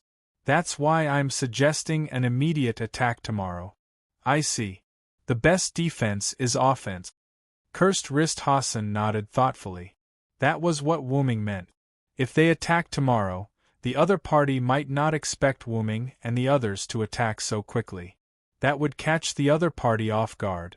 Of course, in addition to that, there was another reason. The village has been discovered by Mordred. Who knows if she has already asked the Knight of Solemnity to send a message to the Holy City. However, with Mordred's temperament, it was unlikely that she would make such a delicate decision. The possibility of Mordred not having any Knight of Solemnity following her was too small. In addition, Lancelot also told Wu Ming that Mordred had a small number of Knights of Solemnity. Therefore, if Mordred's Knights of Solemnity did not show up, it was more or less possible that they had returned to the Holy City. Or rather, it was more reasonable for her to order the Knights of Solemnity to, "Don't follow me. I want to start ravaging alone." After that, all the Knights of Solemnity returned to the Holy City. After all, that was Mordred, wasn't it? Assassin, do you mean that the Holy City might strike first and send the Knights of Solemnity to attack us? Gadotsi asked thoughtfully. Wu Ming nodded and added. That's not the worst. The worst should be the Lion King's Holy Lance. Arash suddenly said at this time. Am I right, Your Excellency Villo? Wu Ming nodded. The Lion King's holy lance is tied to the mist anchors on both sides of the planet. Even if it's ordinary power, it's not something an ordinary servant can handle. If it's the true name Liberation, it won't be a problem to launch an attack from the holy city. Wu Ming said something rather terrifying. If the Lion King knows our location, Matthew said lightly, then aren't we in danger now? Gudatsi continued Matthew's words, looking shocked. So, everyone is busy packing up and moving now. Arash pointed outside the window. Not only that, because some of the buildings in the village were destroyed, and because of the aftermath of me and Mordred, many houses are already in danger. The combination of the former and the latter, leaving is the best way. Well, but where can we go? Cursed Wrist Hassan thought. Let's go to the West Village, Wu Ming said. My village? 100 Faces Hassan was shocked. But, Your Excellency Villo, the West Village is indeed not far from the East Village, but that's only for us. It's impractical for the villagers to move there en masse. Cursed Wrist Hassan was not trying to undermine Wu Ming's plan. If it was a few villagers moving, it would be fine, but this time, the villagers were moving en masse, and the difficulty had increased by many times. However, Wu Ming did not find it difficult. Don't worry. My ability, the portal, allows me to connect two places I have been or seen at will. There is no time limit, and I can set the size of the portal myself. So, it's not difficult for the villagers to move en masse. Yeah, I forgot that Assassin has this ability. Gudatsi clenched her left fist and hit her palm. After moving the villagers of the East Village, we can start preparing in advance. After everyone sleeps for a night, I'll use the portal to teleport everyone over the next morning. If a Gwaun was here, he would definitely scold Wu Ming for cheating, because Wu Ming had entered the holy city and walked around once. Of course, if the Lion King's holy lance was still maintaining the light film, Wu Ming's portal might not be able to pass through. So, it would depend on the situation when the time came. Question, why don't we attack at night? Quiet Hassan, who had not spoken much, spoke up. Wu Ming did not even need to answer this question. Gudatsi and the others were very clear about this question. It's all because of Gawain, Gudatsi and Matthew replied in unison.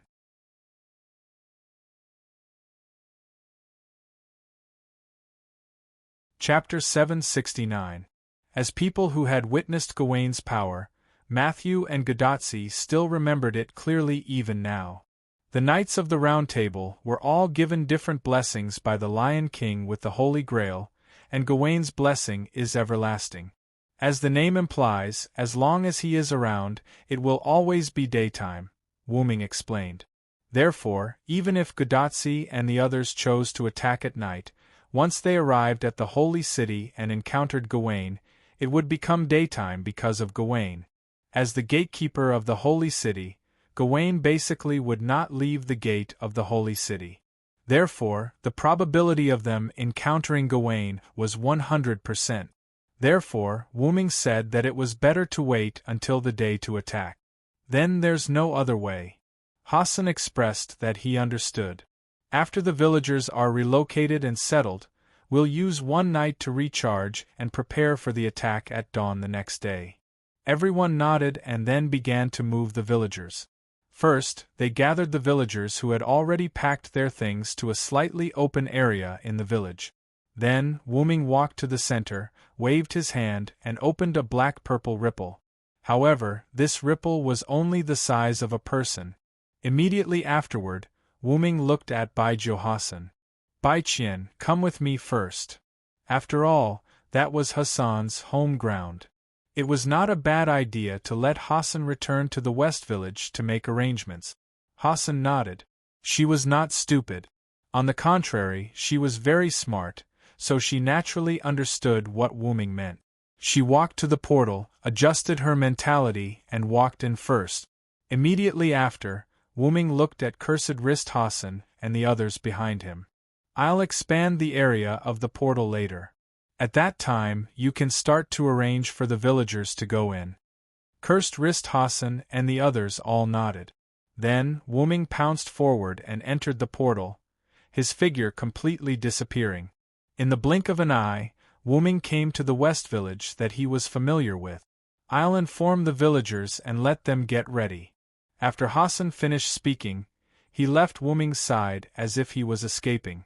It seemed that Hassan was quite unwilling to be alone with Wuming. After shrugging his shoulders, Wuming also left the portal.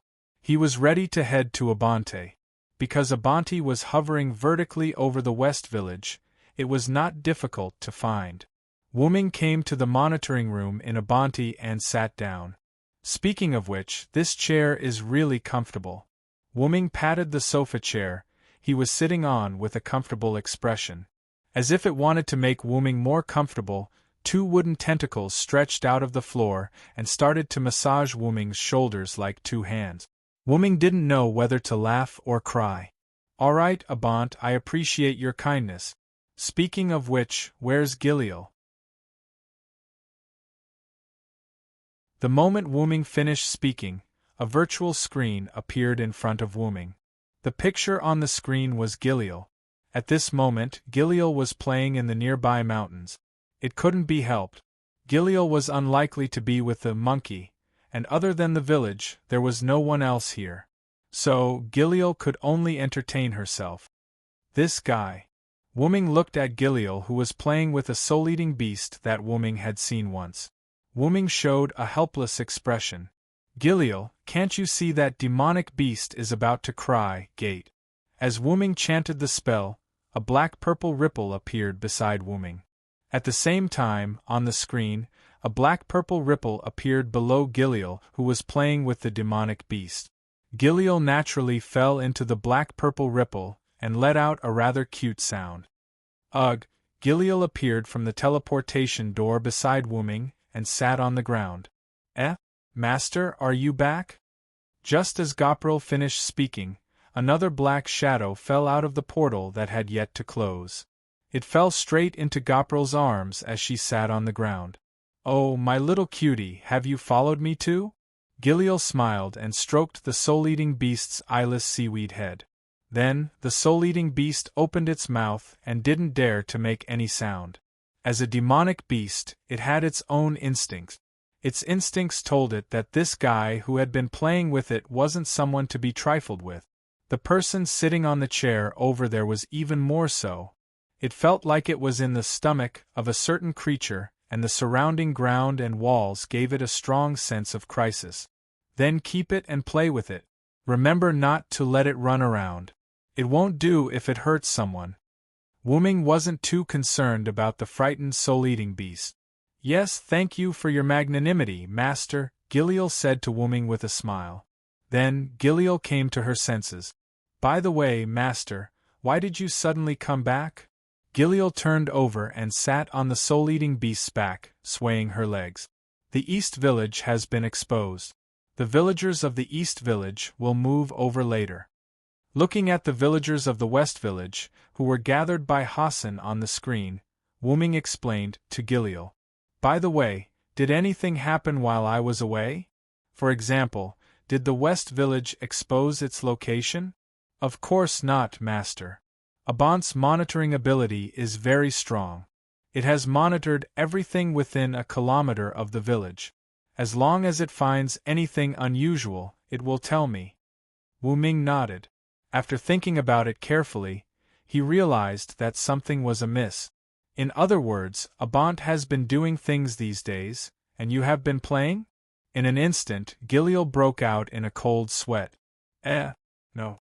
How could that be, Master? I also patrolled around the village. Ah ha ha ha. Just kidding, I didn't expect you to do that." Although Wuming was right, this sentence still made Giliel a little sad. But it was just a little sad. She would be fine after playing with this soul-eating beast. With that thought in mind, Gillian looked at the shivering soul-devouring beast beneath her. This made the soul-eating beast, which sensed the danger, tremble even more, but it couldn't do anything. The powerful aura around it made it dare not move at all. Just when Wu-Ming decided to expand the portal below, a new image suddenly appeared on the big screen. A knight with a magic bow and long red hair came to the surroundings of the West Village. Tristan?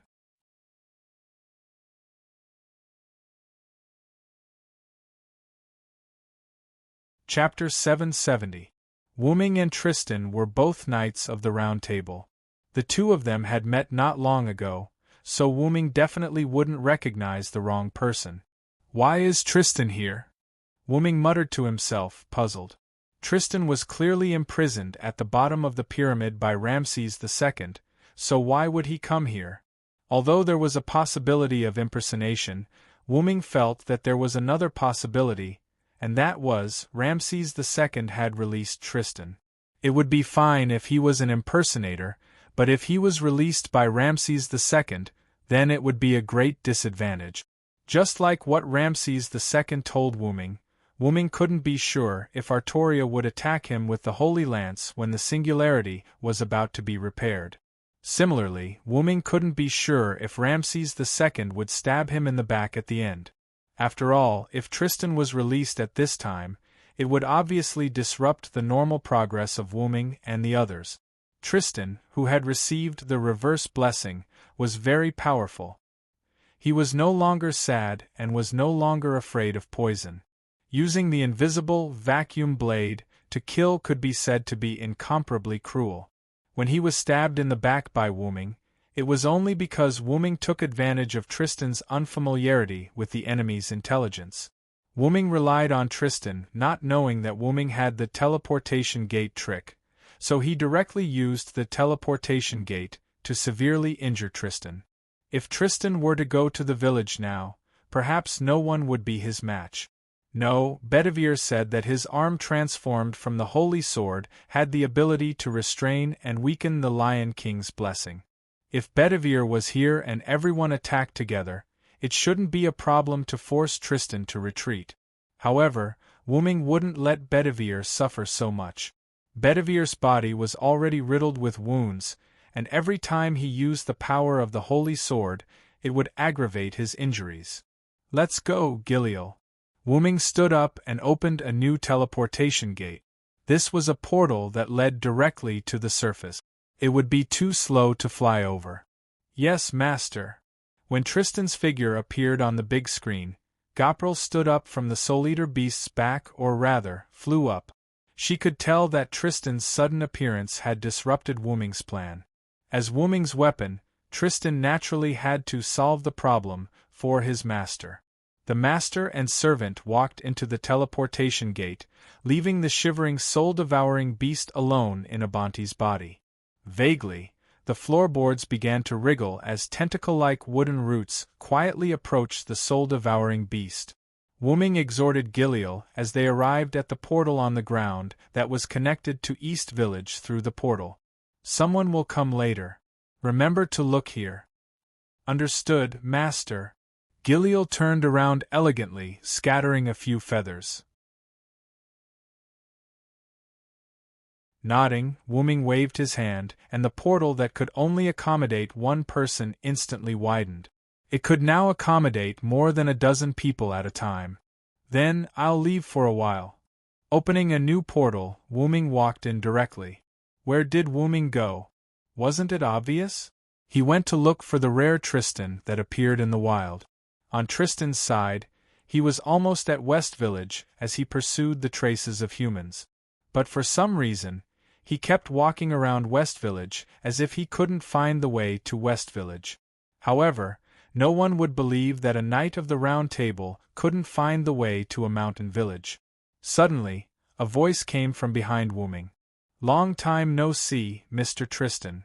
Tristan slowly turned around. So it's Lord Villo. I didn't expect you to be here. Tristan didn't look surprised. That's right. The one who spoke was Wu-Ming, who came behind Tristan through the portal. Wu-Ming wasn't surprised by Tristan's question either. He casually released his magic and shattered the vacuum trap around him. The impact of the vacuum explosion sent rocks and soil flying. Wuming flicked the dust on his hand and looked at the place where Tristan walked. Seems like you've set up quite a few vacuum traps, Tristan. It can't be helped, Lord Villo. I don't want to feel the pain of being stabbed in the back again.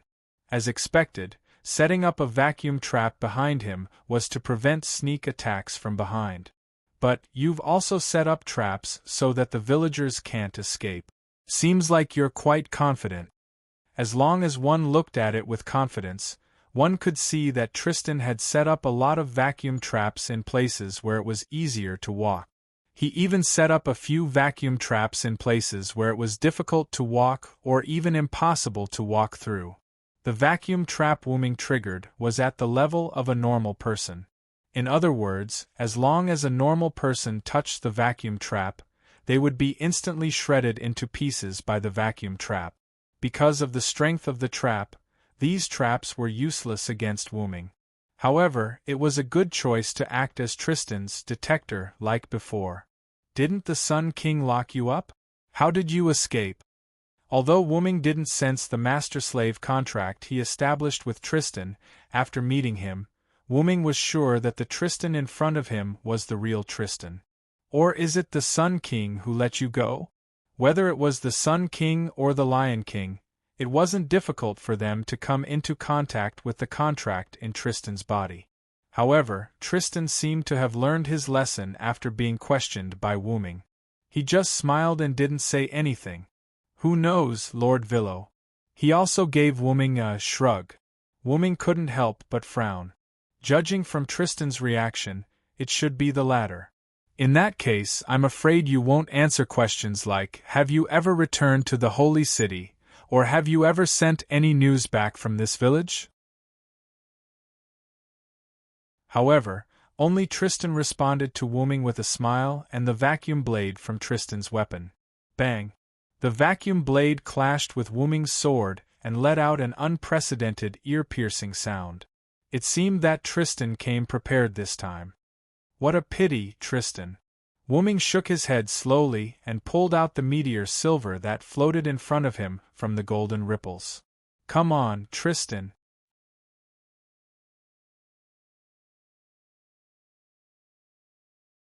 Chapter 771. At this time, many people gathered in East Village. Gudatsi and others also encountered the enemy. In the corner of the periphery of the village, Gudatsi led a group of servants to hide. Arash, Tang Sanzang, and Da Vinci stayed in the village, responsible for guiding the villagers into the portal, so only Gudatsi, Matthew, Itata, Bedivere, Cursed Wrist Hassan, and Tranquil Hassan came here. Gudatsi quietly poked her head out and found nothing, so she retracted her head. After that, Gudatsi began to complain about her watch. Doctor, are you sure your detection is not wrong? It's true, it's true. I have detected a large amount of magic power approaching you, but I don't know why you can't find it. Roman, who was sitting in Chaldea's monitoring room, complained. There is another possibility, that is, the enemy has a way to hide, Cursed Wrist Hassan said in a low tone. Is it the enemy's assassin servant? Matthew said subconsciously. It may also be Castor. After all, Mr. Roman detected a large amount of magic reaction. The number of the enemy can't be small. Bedivere also said his own analysis. Sir Roman, can you detect how far away the enemy is from us? Cursed Wrist Hassan looked at Gudatsi's watch communicator. It's about 300 meters, Roman replied. 300 meters. Cursed Wrist, who had the modern knowledge given by the Holy Grail, naturally knew how much 300 meters was. So, Cursed Wrist Hassan observed the terrain. My village is built halfway up the mountain. It's extremely hidden. If the enemy is still 300 meters away from us, they shouldn't have come up yet. That might be the reason why they didn't see the enemy. So, what should we do next? After all, Cursed Wrist Hassan was a local, and asking him at this time was the best solution. Gudatsi wouldn't force herself at this time. After testing the direction of the wind, Cursed Wrist Hassan came up with a plan. At this time, we have to rely on tranquility, Cursed Wrist Hassan said and looked at Tranquility Hassan. Me? I understand. Quiet Hassan was taken aback, and then he understood. Tranquil Hassan actually had a very low opinion of himself, so when Cursed Wrist Hassan leaned on him, Tranquil Hassan was actually at a loss. However, after sensing the direction of the wind, she understood. However, Gadotsi, Matthew, and the others, who were not familiar with Quiet Hassan, did not understand. Tranquil Hassan's body fluid is highly toxic. It can evaporate with the wind, and the current direction of the wind is downwards. Cursed Wrist Hassan did not finish his explanation, but Gadotsi and the others understood what was going on. As long as Quiet Hassan sweated and let the sweat evaporate, and then the highly toxic sweat would be passed down with the wind, it could achieve the effect of silently killing people. Coincidentally, Tranquil Hassan has a kind of footwork that is specially used in conjunction with his poison. After Cursed Wrist Hassan finished speaking, he looked at Tranquil Hassan, who had already walked forward. It's called the Silent Dance. Everyone followed Cursed Wrist Hassan's gaze and looked over. Tranquil Hassan began to dance. It was a very simple dance. As long as one remembered a few simple footwork, even an ordinary person could perform it. However, the main function of this dance was not its difficulty, but its ability to quickly make the dancer sweat. Gradually, Tranquil Hassan's body began to sweat. A cold wind blew, and the poison invisible to the naked eye was carried away by the cold wind from Tranquil Hassan's body to the bottom, which was the direction where the enemy was expected to appear. At the end of the dance, a large amount of deadly poison was evaporated into the air below by Tranquil Hassan. It's over. Tranquil Hassan took a breath and said to Cursed Wrist Hassan and the others who were hiding behind him. Now all they needed to do was wait. I hope Sir Arash and the others can hurry up. Cursed Wrist Hassan prayed. In East Village, Arash shouted loudly. Everyone, speed up. Faster, faster. Along with Arash, Tang Sanzang and Da Vinci were also arranging and directing the villagers to enter the portal. I hope there are no accidents on Sir Villow's side.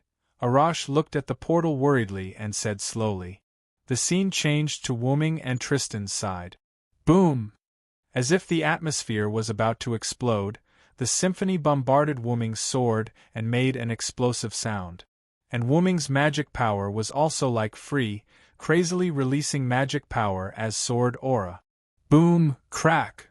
Tristan dodged a few magic sword auras as light as a swallow, and the sword aura hit the mountain, causing it to explode. This made Wuming frown in displeasure. With West Village nearby, Wuming could not increase the amount of magic power released. If he accidentally blew up the village, it would be terrible, and as an ADC, Tristan naturally chose to distance himself from Wuming. And because Tristan's attack was not as exaggerated as Wuming's and only used vacuum attacks, he was not afraid of blowing up the village.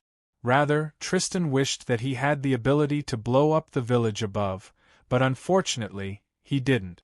However, this was beneficial to Tristan. Although it was inconvenient to move in the mountains, it was the same for both sides. However, Wuming was afraid of the slightest thing, but he could let go of it. Moreover, he was already on guard against Wuming's portal. Tristan dared not say that he could defeat Wuming, but he was sure that Wuming would not be able to defeat him in a short time. It seems that you've really set me up, Tristan. Wuming wasn't a fool. He naturally saw that everything around him was disadvantageous to him.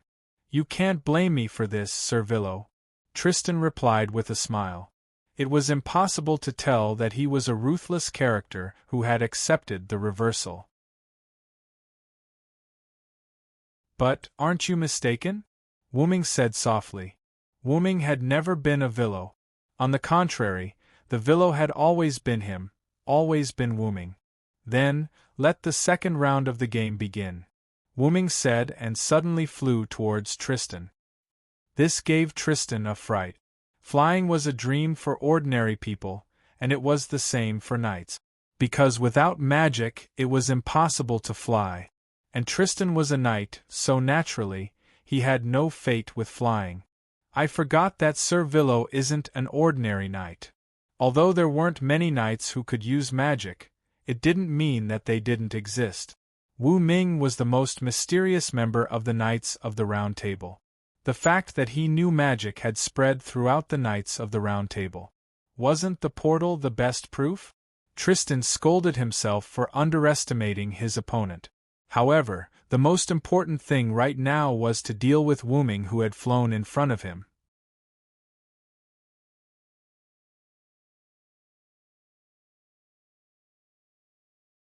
Chapter 772. In East Village, Gudatsi and the others were still waiting for the enemy's attack. By the way, which force will the enemy be this time? Gudatsi chatted with boredom. We, the Mountain People, have a grudge with both the Sun King and the Lion King. It's the same over there, but I think it's the people from the Holy City. After all, Ramses II's men were all Sphinx, and it was not convenient for them to move around in this mountainous area. Is that so, the people from the Holy City? Gudatsi nodded, and when she thought about it, it was indeed the case. However, at this moment, a few screams and panicked voices suddenly came from below. Someone must have been poisoned. Gudatsi and the others were overjoyed. However, it was followed by more screams and panic, which meant that the enemy was really attacking. To be honest, Gudatsi would rather it was Roman's instrument that was wrong, but the fact was right in front of her. The enemy was attacking. It should be the people from the Holy City. Cursed Wrist Hassan seemed to have heard the sound of the armor, and said with certainty. However, this had nothing to do with what they were going to do next. Although I don't know how many people there are, the enemy's troops are in chaos because of the poisoning. This is a good opportunity. A light flashed in the eyes of the skull mask on Cursed Wrist Hassan's face, and it looked quite strange. Although Cursed Wrist Hassan looked quite scary at the moment, what he said was very reasonable. Take advantage of his weakness. Asterisk cough cough. Asterisk there was no need for Cursed Wrist Hassan to remind them to seize the opportunity. Gudatsi and Matthew, who had experienced 5 singularities, had already mastered a high level of combat literacy. However, just when Gudatsi was about to speak, Idutata spoke first. Let me do it. As the only archer here, I should take the responsibility of long-range sniping the enemy. Putting down his rice bag, Idutata stretched out his hand, condensed his magic, and a bow appeared in Idutata's hand. But, Your Excellency Ito Toda, I remember. Tranquil Hassan clearly remembered that Ito Toda did not like to fight. Why would he volunteer himself? I don't like fighting, but I won't back down. That would be a disgrace to my name. After saying that, Itufuta knocked an arrow on his bow and released it with a swoosh. Then, a scream was heard. As expected of the ancestor of martial arts. You managed to hit the enemy with just a casual swing of your sword. Roman praised in Chaldea. Immediately afterward, Roman discovered many individual heat source reactions from the monitor on the big screen. In the end, because the distance was too far, the instrument could no longer detect them. Tachika, be careful. They have over 100 people. Looking at the dense red dots on the map, Roman gulped. To be surrounded by so many people in such a rugged mountainous area, was it a miracle or bad luck? Understood, Doctor. Matthew, get ready for battle. Gudatsi promised Roman, then looked at Matthew. Yes, sir. Matthew Gillett, get ready for battle. However, a withered arm blocked in front of Matthew. Don't worry, Miss Matthew. Cursed Wrist Hassan shook his head silently. How can we take the initiative to attack in such a place that is easy to defend and difficult to attack? Immediately afterward, Cursed Wrist Hassan explained the terrain they were now in. The mountain road leading to the village was a spiral road, and Cursed Wrist Hassan and the others were now in the middle of the spiral. Not only were there a lot of stones as cover, but they were also facing the road below. Due to the small population, the mountain road was quite narrow. It was impossible for a group of people to charge up. It could only accommodate a few people. If the enemy passed by here, then Cursed Wrist Hassan and the others would have a headache, but they did not. Then, they were in big trouble. Hearing Cursed Wrist Hassan's explanation, Gudatsi and Matthew immediately thanked Roman. It's all thanks to the doctor. After all, it was Chaldea's instrument that detected the enemy who had not yet arrived. It's all thanks to Villo and Da Vinci. If it weren't for Villo's simplicity, Da Vinci wouldn't have repaired and improved the instrument's strength here. Although that was what he said, he felt that Roman was venting his grievances. Okay, doctor, help us see where the enemy is. Gudatsi comforted Roman, and did not forget to let Roman see the enemy's position. Yes, I'll see. Although it was a little perfunctory, Roman was still very happy. The detection shows that the enemy is at the corner in front where you can't see. It seemed that the enemy was not stupid. They knew that someone was ambushing them in front. It seemed that the enemy was not going to act rashly. Let me do it again, Quiet Hassan suggested. However, Cursed Wrist Hassan rejected it. The enemy is already on guard. I'm afraid it won't be effective. Instead of wasting energy, it was better to wait and see. Our mission is to cover the villagers' retreat. As long as the villagers leave, we'll leave too. Therefore, all they needed to do now was to stall the enemy. Yes, just like how Tristan was going to stall Wuming. However, Wuming was not someone who could be stopped, and Tristan was not someone who could stop Wuming. In other words, Tristan, who was shot to the ground and rolled a few times, spat out a few mouthfuls of blood. Tristan felt that he was too sad.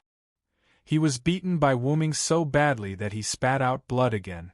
Facing Wuming, who could use spirit power to fly and quickly approach him, Tristan felt that there was no way to fight this battle. In terms of defense, he was not as thick as Wuming. In terms of attack, he was not as good as Wuming with Holy Sword. In terms of speed and agility, he was not as good as Wuming who could fly. How could he fight? To be honest, if it wasn't for the effect of the reversed blessing, he would have already left the stage. Because this time, Wuming was going all out against Tristan. In Wuming's view, it was enough to let him go once for the sake of his comrade. After all, if their identities were reversed, he didn't think that Tristan, who had received the reversed blessing, would let him go. He had tried to obstruct him time and time again. Even if he was a comrade, Wuming would not tolerate him, not to mention Tristan, who had received the reversed blessing, was too arrogant. Looking at that face, Wuming couldn't help but want to beat him up. It's not that I didn't give you a chance, Tristan. I let you make the first move. Wuming looked at him as if he had gotten a great bargain. Thank you very much, Master Villo. With a tough smile on his face, Tristan responded to Wuming, but his smile was still arrogant. It should be impossible to get information from your mouth. Leave, Tristan. With a wave of his hand, the annihilation lock appeared behind Wuming, trapped Tristan, and tied him up like a rice dumpling. The annihilation lock could annihilate magic power, and it was made of magic power. In other words, if the annihilation lock continued to affect the servant could leave the stage. Goodbye, Tristan.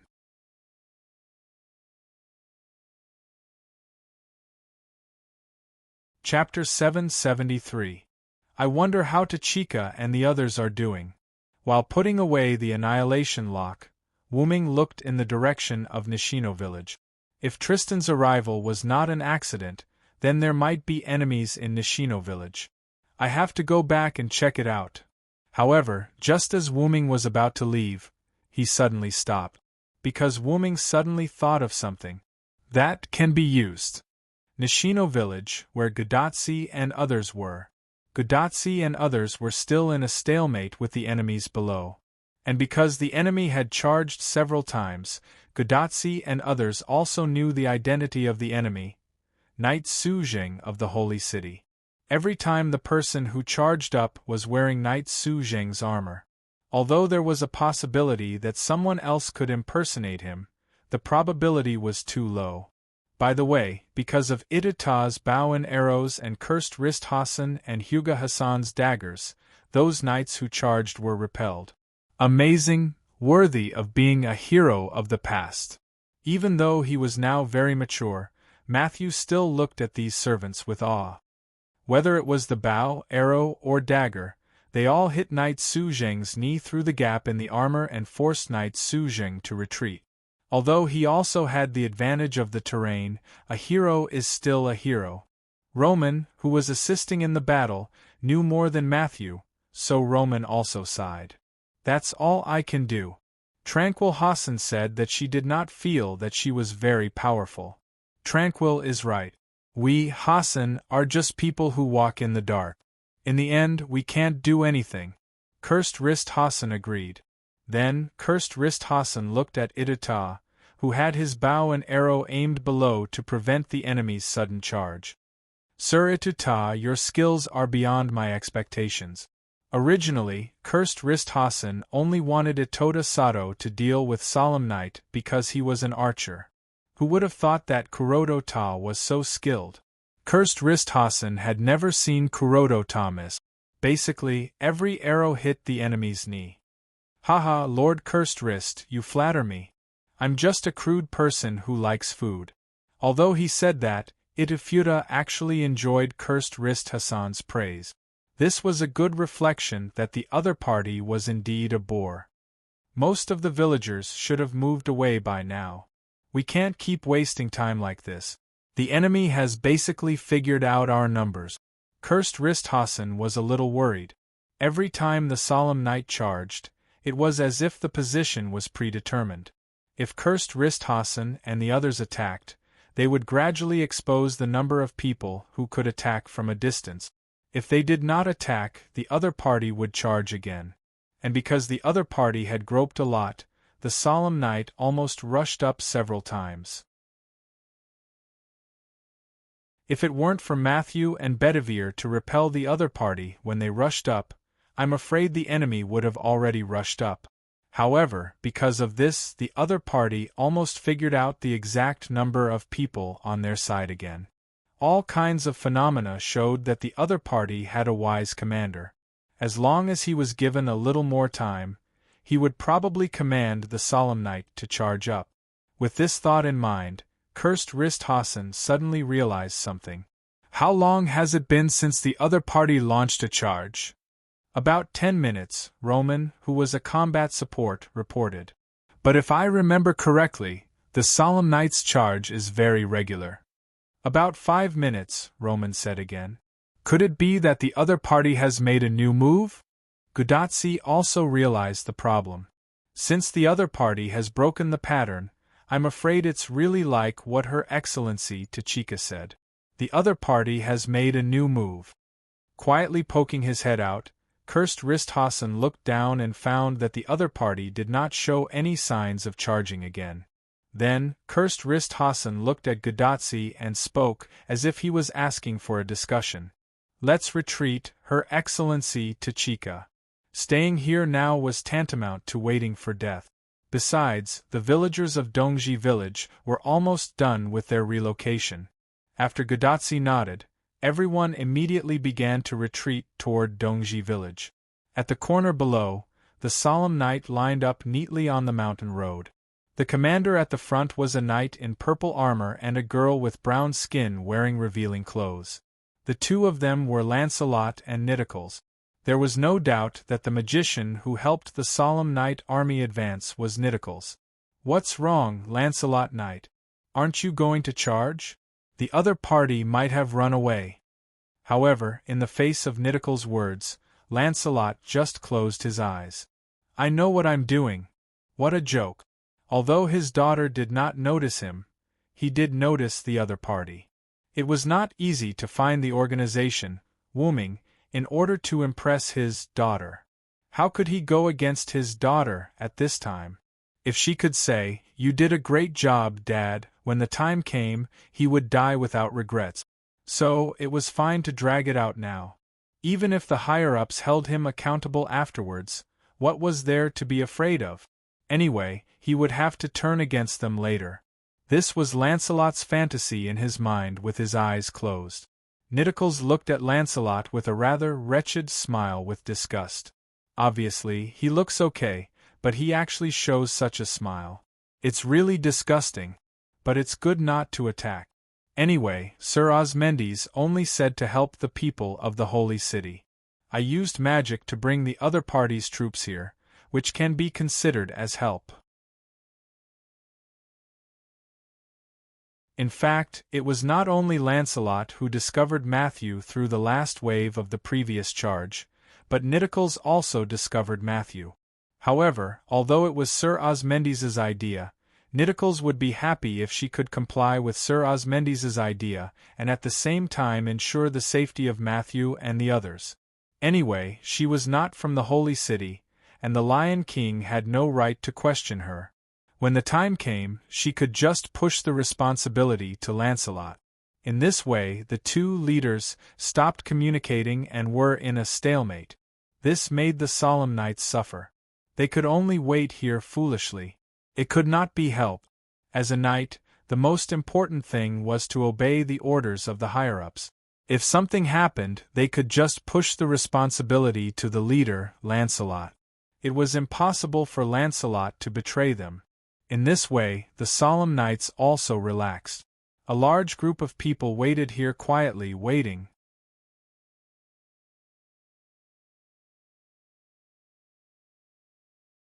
Chapter 774. They quickly returned to East Village, and it was Arash who greeted Gadotsi and the others. "You're back. Everyone, hurry up and evacuate. The villagers have already retreated," Arash said. "Then, let's go, everyone." With Gadotsi's order, everyone passed through the portal and instantly arrived at West Village. No matter what, I feel it's incredible that you can teleport over such a long distance. Villo is really abnormal. Roman, who was sitting in the Chaldea control room, watched Gadotsi's coordinates move to a place far away in an instant, and he couldn't help but sigh. Ignoring Roman, Gadotsi immediately looked at the villagers around the portal. "Everyone, let's go. There shouldn't be anyone left behind, right?" The villagers all shook their heads, indicating that no one was left behind. "By the way, why don't I see Miss Hassan and Senior Villo?" Matthew looked around. Other than the few followers and Gadotsi, there were only the villagers of East Village and the villagers of West Village who came to join in the fun. They probably left for a while, but with Assassin's character, she should have left someone to take care of us. "Of course, I'm the person my master left behind to take care of you, monkey you." A rather lively voice reached the ears of Gadotsi and the others. Following that, an angel-like figure slowly floated down from the sky, accompanied by a flurry of feathers. "I remember you are Miss Gapril, right?" Matthew was happy that he still remembered the other party's name. "Although as a monkey, although you called my name directly, you are Master's friends." Sigh. Gapril shrugged and looked rather helpless. "If Master finds out that I'm rude to these monkeys, he will definitely hit me on the head." Therefore, Gapril, who chose to follow her heart, suppressed the thought that she couldn't see through the monkey in her heart. Master found something unusual around this village. Combined with the sound just now, I'm afraid there are enemies attacking. Gapril crossed her legs, crossed her arms, and maintained a lying posture, floating in the sky. Since the enemy is attacking, we should go and help Assassin." Then, Gadotsi looked at Matthew. "Let's go, Matthew. Your Senior Villo needs help." "Yes, Master." With a wave of his hand, Matthew materialized his shield and was ready to go. Master's battle ended long ago. "Besides, Master is not a weakling who needs help," Giliel suddenly said. At the same time, he emitted a terrifying aura. The villagers were so scared that they didn't dare to move, and the servants present were also in a state of facing a formidable enemy. "Tachika, be careful. This guy is super dangerous." Roman, who was sitting in Chaldea, detected the magical power of Gapril through the instrument. She was no longer an ordinary servant, she was even stronger than a first-class servant. Even if you say so, Doctor, what can we do now? Swallowing her saliva, Gudazzi quietly talked to Roman. Of course, Master likes the weak very much, so I won't do anything to you. As if the prank was successful, Gopral instantly put away her terrifying aura and put on a cute smile. But no one would think that Gopral was a little girl because of her cute smile. You're scaring people again, Gopral. At this time, a familiar voice came through. Wuming's figure appeared directly behind Gopral and stretched out a hand and pressed on her head. Master, you're here, ah-ha-ha-ha. The smile on Gopral's face changed again, from a cute smile to a harmless smile, and it was getting stronger and stronger. Remember, don't scare people in the future. However, Wuming just patted Gopral's head and didn't do anything to Gopral. Master? In Gopral's opinion, after scaring so many people in such a big occasion, he should at least be punished a little. Without saying much, Wuming patted Gopral's head and landed on the ground. It feels like, Master is a little unreal. Gopral narrowed her eyes and looked at Wuming, who landed on the ground. But immediately, Gopral returned to her original state. Just as Gopral said before, Wuming was not so weak that he needed help. Naturally, Wuming was not so weak that he needed her, Gopral, to be suspicious of him. After all, even if it was unreal, it must be Wuming's doing, so there was no need to worry. Gopral, who thought it through, flapped her wings and flew down. Is 100 Faces Hassan here? After Wuming landed, he immediately looked for 100 Faces Hassan. I'm here. 100 Faces Hassan answered and immediately stood out from the crowd. In fact, she had just arrived, which was why she squeezed out from the crowd. You and Cursed Wrist Hassan, settle the villagers down for the time being, find a room, and start the emergency meeting immediately. Looking at Wuming's serious expression, 100 Faces Hassan obediently guided the villagers with Cursed Wrist Hassan. After 100 Faces Hassan prepared a house for Wuming and the others for the meeting, Wuming and the others gathered together. Did you find something unexpected? Da Vinci was the first to ask. In fact, other than some strange things, Da Vinci was quite reliable. I met Tristan nearby. Didn't he sign a contract with the Senior Villo, and the Senior Villo sent him to the desert? Matthew's meaning was clear. Why did the other party suddenly come here? It's really strange, and as far as I know, Tristan should have been suppressed by Ramses II under his pyramid. However, Tristan came out. And if I'm not wrong, you guys have also met the enemy, right? Wuming looked at Gudazzi. Gudazzi was taken aback, then nodded. The timing of the arrival of people from these two villages is too coincidental, so I have to think. I suspect that this is a premeditated joint attack. Immediately after, Da Vinci touched his smooth chin. In other words, you suspect that the Sun King and the Lion King have joined forces. What?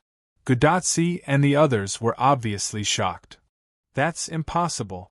Cursed Wrist Hassan immediately began to deny it.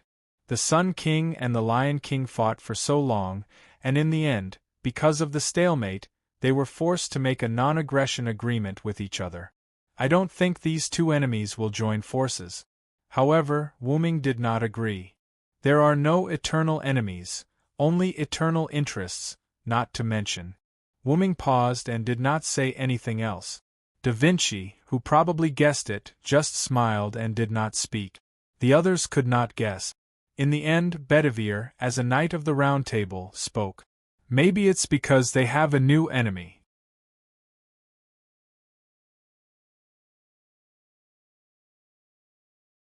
Chapter 775. I think Bedivere is right. I think so too. The think tank, Da Vinci, nodded and told everyone his guess. Previously, the Sun Monarch and the Lion Monarch fought as equals mainly because the third force, the Mountain Folk, was too weak. Although it wasn't nice to say that, it was an established fact.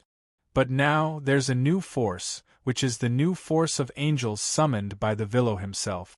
Those angels aren't as weak as the Mountain Folk, so they naturally pose a threat to the Lion Monarch and the Sun Monarch. As such, the polarization between the Lion Monarch and the Sun Monarch has collapsed. Although the triangle was indeed very sturdy, it shouldn't be forgotten that although the mountain folk were weak, they were still considered the third force. The sturdy and stable triangle had a fourth force in the middle, which directly broke the stability of the triangle. But in that case, shouldn't the Sun Monarch and the Lion Monarch attack the Assassin's Angels? Why are they looking for trouble with the mountain folk? Gudatsi couldn't understand this point. Regarding this point, Wuming spoke. Actually, the Skywing species, which are the angels you speak of, are now hovering above the village with Abant. Sigh. Everyone exclaimed and subconsciously raised their head. Due to the cover of the roof, they couldn't see outside. But even without the cover of the roof, Gudatsi and the others probably couldn't see Abant 10,000 meters above the ground with their naked eyes. However, these people subconsciously raised their heads to express their shock. Before coming here, Abant carried me past the holy city, so it's not unreasonable for the Lion Monarch to know that the Skywing species are here. Therefore, the Sun Monarch and the Lion Monarch teamed up not to deal with the fourth force, or rather, not entirely. They could also wipe out the mountain folk while they were at it. Wait, doesn't that mean that the location of this village is also exposed? Gudatsi was shocked. I'm afraid so. Wuming did not think that the Lion King did not know the location of this village. Even the East Village, which was more hidden than the West Village, had been discovered. There was no reason why the West Village had not been discovered.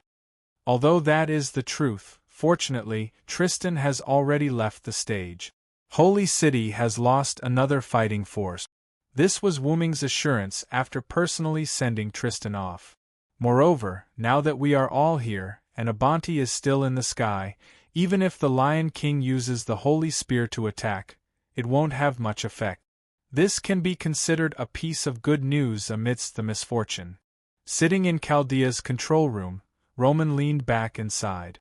Things were getting more and more chaotic. Then what should we do now?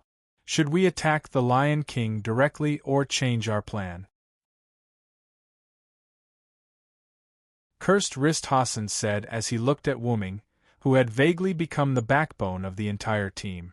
Change the plan is certain, but we can't change it at will.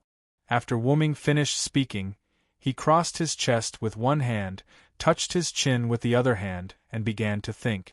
Wuming had begun to doubt whether what the Sun King said to him was misleading him. Perhaps Wuming was completely deceived by the Sun King's uninterested in anything look. Why don't we split up? Gudatsi suddenly said. Wuming looked at Gudatsi. After all, Gudatsi had also experienced 5 singularities. She was almost a master who could take charge of the situation on her own.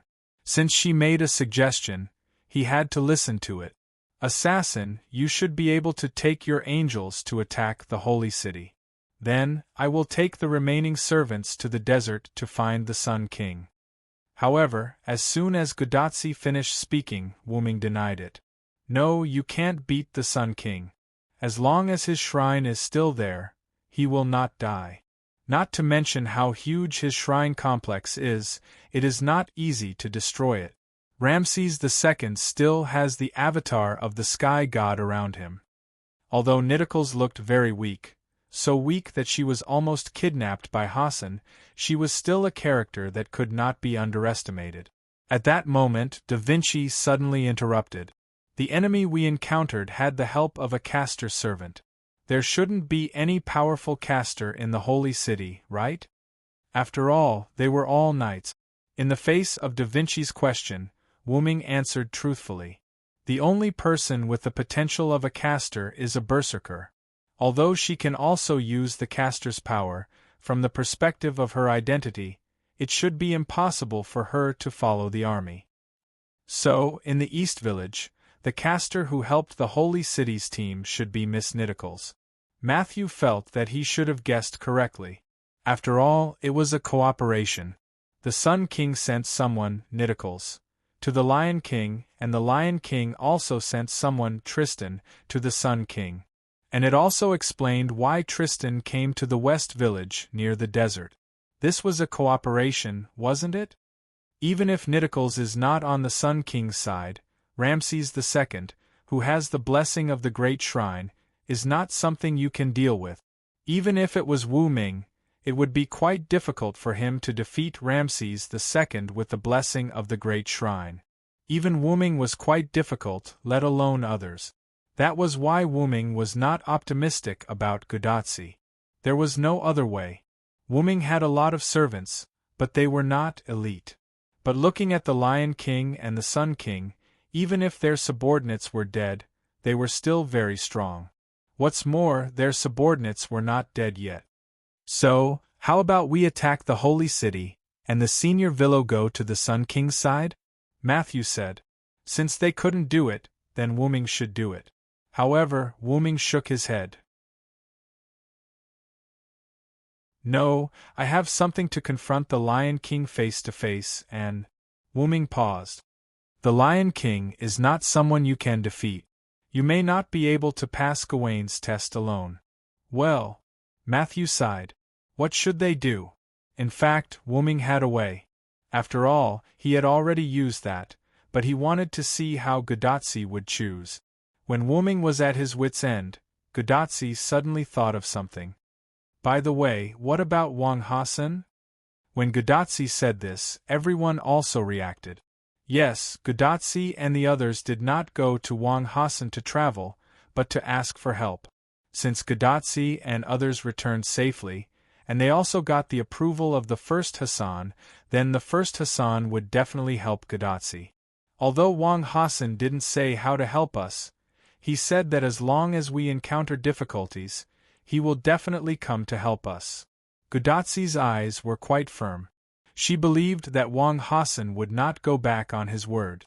But I don't think it will work.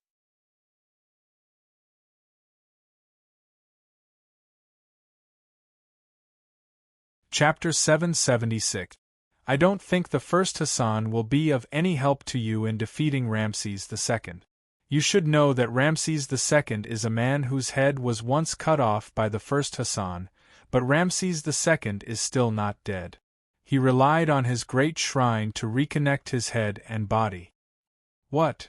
Cursed Wrist Hasan, Hundred-Face Hasan, and Tranquil Hasan were all surprised. Even the first Hasan can't do anything to the Sun King? On this point, Wu Ming did not reply. The first Hasan did not kill people at will, but since he had made a decision, he would listen to the instructions of the evening bell and carry out the assassination. But if the assassination failed, the result would be like now. After the first Hasan assassinated Ramses II once, he would not do it a second time. Wait. Wu Ming suddenly realized a problem. Ramses II, who had witnessed the power of the first Hasan, or rather, Ramses II, who had been warned, should not cause any more trouble. However, he was still causing trouble now. Was he not afraid that the first Hasan would really cut him down? In the face of the crown assassin, Wu Ming did not think that Ramses II, who had an ordinary psionic base, would not be afraid. It turned out that he had been very afraid after that, but now, he was not afraid anymore. Tristan, the mountain folk, and Wu Ming, who had joined forces with the Lion King to deal with Chaldea and the others. In addition, if it were not for the fact that Wu Ming wanted to transfer the villagers at the last minute, or had such a long-distance transfer method, Wu Ming might not have come to West Village at all. Let's make another assumption. If Wu Ming, Abanti, and the Skywing species were not in West Village, but went to East Village where Gudatsi and the others were, then what did it mean for Tristan to come to West Village alone? It meant that West Village would be perfectly wiped out. Tristan, who had received the reverse blessing, had no pity in his heart. Without the existence of Wu Ming, Abanti, and the Skywing species, coupled with Gudatsi and the others who could not support them in time, West Village would undoubtedly be wiped out. The most important point was that Tristan had set up a large number of vacuum traps around West Village. The other party had also indirectly admitted that those traps were used to kill the villagers who had escaped. However, if Tristan knew that Wuming was there, he would not have set up those traps because they were completely useless. However, Tristan had set up so many traps. Moreover, when he saw Wuming, Tristan said, "I didn't expect you to be here." Although it sounded like a joke, Wuming, he felt that it was true. In other words, Tristan wasn't here for Wuming. He was here for the mountain dwellers. What's the benefit? Of course, it's the roots. While attacking East Village, which had a lot of combat power, he also eliminated West Village, leaving the villagers who had escaped with nowhere to go. This was a plan to wipe them out. Even if he wanted to eliminate Wuming, it should not be like this, because it was the same to Wuming whether there were mountain villagers or not. There was no reason for Ramses II not to understand this. However, since the other party did not seem to be here for Wuming, could it be for the master of Chaldea? Wuming glanced at Gudatsi. Gudatsi saw that Wuming was looking at her and smiled back at Wuming. Immediately after, Wuming also smiled back at Gudatsi. Wuming thought of a possibility. If that was the case, it would be terrible. Whether it was for this singularity or for Wuming himself, it was quite terrible. But the premise now was what happened to East Village. "I'll go out first, you guys stay here for a while." Before Wuming could finish his words, black-purple ripples instantly engulfed Wuming. In an instant, Wuming arrived at the location of East Village, but at this moment, there was no sign of life in East Village. It could even be said that there were no living things in East Village. Instantly unfolding his mental power, Wuming captured the entrance of the solemn night army hidden on the mountain path of East Village. The leader was Lancelot, and Nitocris was also here. Was Da Vinci right? But this was not the point. The point was that Wuming found that the solemn night army had begun to retreat. Although this retreat was somewhat inexplicable, for the sake of Wuming's next guess, Wuming did not leave but waited quietly. Pushing his mental power to the maximum, after waiting for a little while, Wuming felt the fluctuation of magic power. One was from the sky in the west, and the other was from the sky in the east. There were attacks coming from both sides of the sky, and the destination was undoubtedly here, East Village. The thick lightning of the temple collided with the sharp and hot light of the holy spear. It was like a nuclear bomb colliding, combining together. In this Dongji village, Wuming, who had already withdrawn from the range of the attack, saw the two attacks turn East Village into nothingness, and became more and more certain of his guess. Wuming recognized these two attacks. One was the attack of the great temple of Ramses II, and the other was the attack of the Holy Spear. However, these two attacks were the most powerful attacks Wuming had ever seen. However, such attacks certainly could not be launched consecutively. They should be similar to the kind of attack that accumulated power. Even if Abanti and the Skywings were here, facing a real attack, they would not be able to completely protect East Village. Annihilating the West Village and greatly destroying the East Village, it was as if they were trying to exterminate this special human. If all the humans of this singularity disappeared, then there would be no saving, and humanity's salvation would fail. Wuming could understand why the Lion King attacked the people outside the holy city with the holy spear because she had done it before. The holes in the ground were an example. Those in the holy city were good people, so those outside the holy city were bad people. Using the holy spear to slaughter the bad people was equivalent to preserving the purest human beings. However, Ramses II's approach was quite outrageous. However, if the other party was not Ramses II but Gidea's people, then everything would be fine. Gidea's priority was never to kill Wuming, but something else. Wuming was just the most threatening stumbling block for Gidea. Basically, as long as it was a singularity with Wuming, there would be traces of Gidea. In Winter Wood, Floros wanted to attack Wuming, but he was killed by Wuming. In North America, Gidea personally created a few holy grails in order to increase the difficulty for Wuming and Chaldea. In the end, who would have thought that the forces who obtained the Holy Grail were still no match for Wuming, and one of them was even given away for free? And now, at this singularity, the appearance of the Lion King was not Gidea's doing, so his doing should be Ramses II, who previously held the Holy Grail. Although Wuming felt that Gidea should still be recuperating, it was the same to send his subordinates. Therefore, Wuming was guessing whether Ramses II's sudden betrayal was caused by Gidea or Gidea's subordinates. Or rather, was Ramses II still Ramses II now?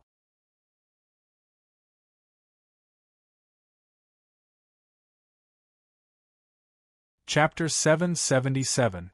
Wuming did not think that Ramses II was the kind of person who would change his temperament. Clearly, he was fine a moment ago, but in the next second, he directly turned hostile. More importantly, the primary purpose of Ramses II at this moment had become to destroy the singularity and accelerate the collapse of the singularity. Suppose that your task was to kill someone you caught, but in the end, you found that the person you caught was not completely dead, and then someone came to save the person you caught. Then, would you choose to kill the person who was not completely dead, or would you choose to kill the person who saved the person first, and then kill the person who was not completely dead? Of course, smart people would choose the former, so Ramses II also chose the former, directly destroying the singularity. And it just so happened that this choice was also what Gidea was happy to see. As for the Lion King, no matter what her real plan was, she would also be happy to see the destruction of the mountain people. After all, a group of ants building a nest in front of your house, even if they were harmless, you would not like it. The most important thing was that the Lion King needed to collect pure people, and the impure people had to be destroyed. The traces of the Holy Lance's baptism on the earth could also be very good at explaining all this. Therefore, the Lion King and the Sun King began to cooperate. The Sun King released Tristan and let him destroy West Village, while the Sun King lent Nidicles to the Lion King. An army with Castor's magic would definitely be stronger than nothing. If it were not for Chaldea's instrument being indirectly destroyed by Wuming and upgraded several times by Da Vinci, perhaps Roman would not have found out that someone was approaching East Village.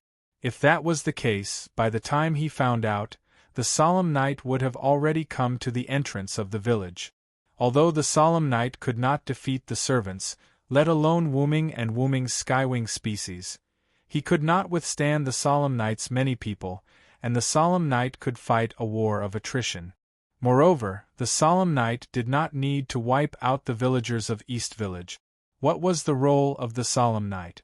There was no doubt that it was used as a foreshadowing, and the real move was still behind. The real move was Wuming's nuclear bomb baptism that he saw with his own eyes. The nuclear bomb baptism directly razed Dongji village to the ground. If everything went according to the original plan, Tristan would have already destroyed the West Village by then. Therefore, it didn't matter whether he destroyed the people of the East Village or not. Through this, Wuming also understood why only Tristan was loitering around West Village. It was because there was no need to send too many people. Tristan alone was enough. According to the original plan, after the villages on both sides were destroyed, without a fixed residence, the villagers would not be able to survive for long. Don't think that just because you're a mountain dweller, you can live deep in the mountains. It's not like you're a non-human. Mountain dwellers are also human. There must be some who survived, but the number of survivors must be quite small. If the Lion King and the Sun King sent troops to search the mountainous areas, the people of the mountains would definitely be wiped out. Of course, all of this could only be carried out under the premise of going according to the original plan. Tristan being discovered by Wuming meant that this plan couldn't be carried out. Even if Wuming wasn't in the West Village, Agbont and Gopril would be enough to make Tristan suffer. However, what Wuming didn't understand was how the other side knew that there were only 2 villages in the mountain dwellers. And how did they discover and attack them almost simultaneously? Wu-Ming still couldn't figure this out. However, if there were Gidea's people on the Sun King's side, or if the Sun King himself had been replaced by the demon god Pillar, knowing the specific location of the two villages wouldn't be too hard to accept. After all, it was Gidea. After obtaining the black soil, the other side was much stronger than before. Moreover, if the original Gidea wanted to replace Ramses II, it wasn't impossible. However, Wu-Ming was quite optimistic about this. Looks like Gidea can't sit still anymore. Wu-Ming smiled. After all, it was because he was worried that he took action again. However, the other side didn't expect me to discover Tristan.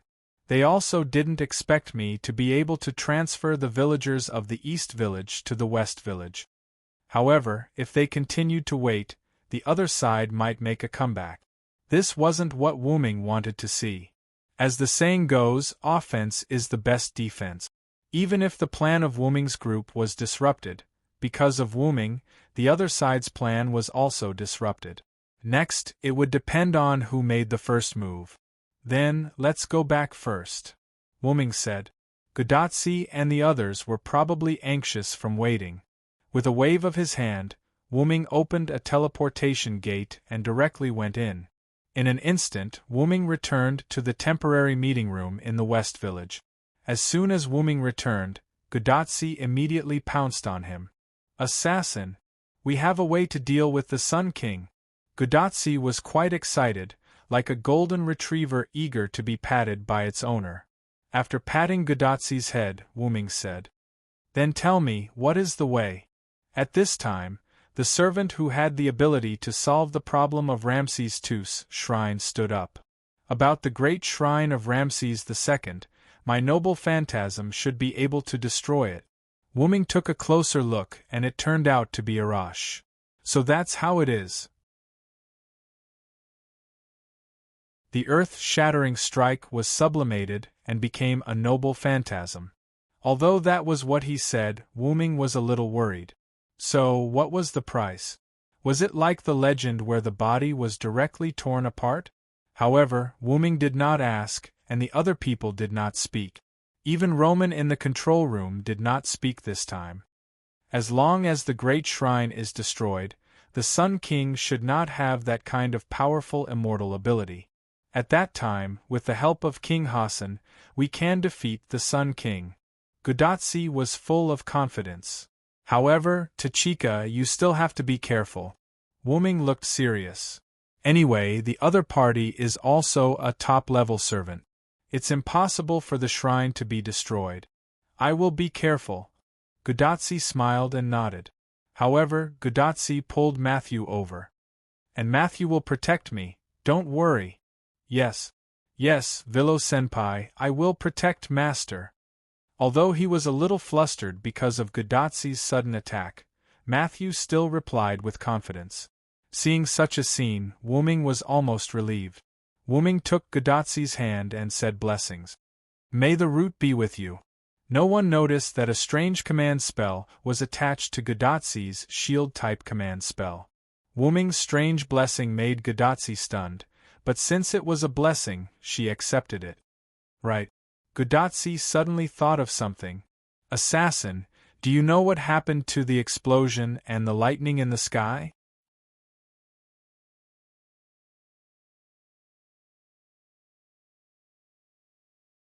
Chapter 778.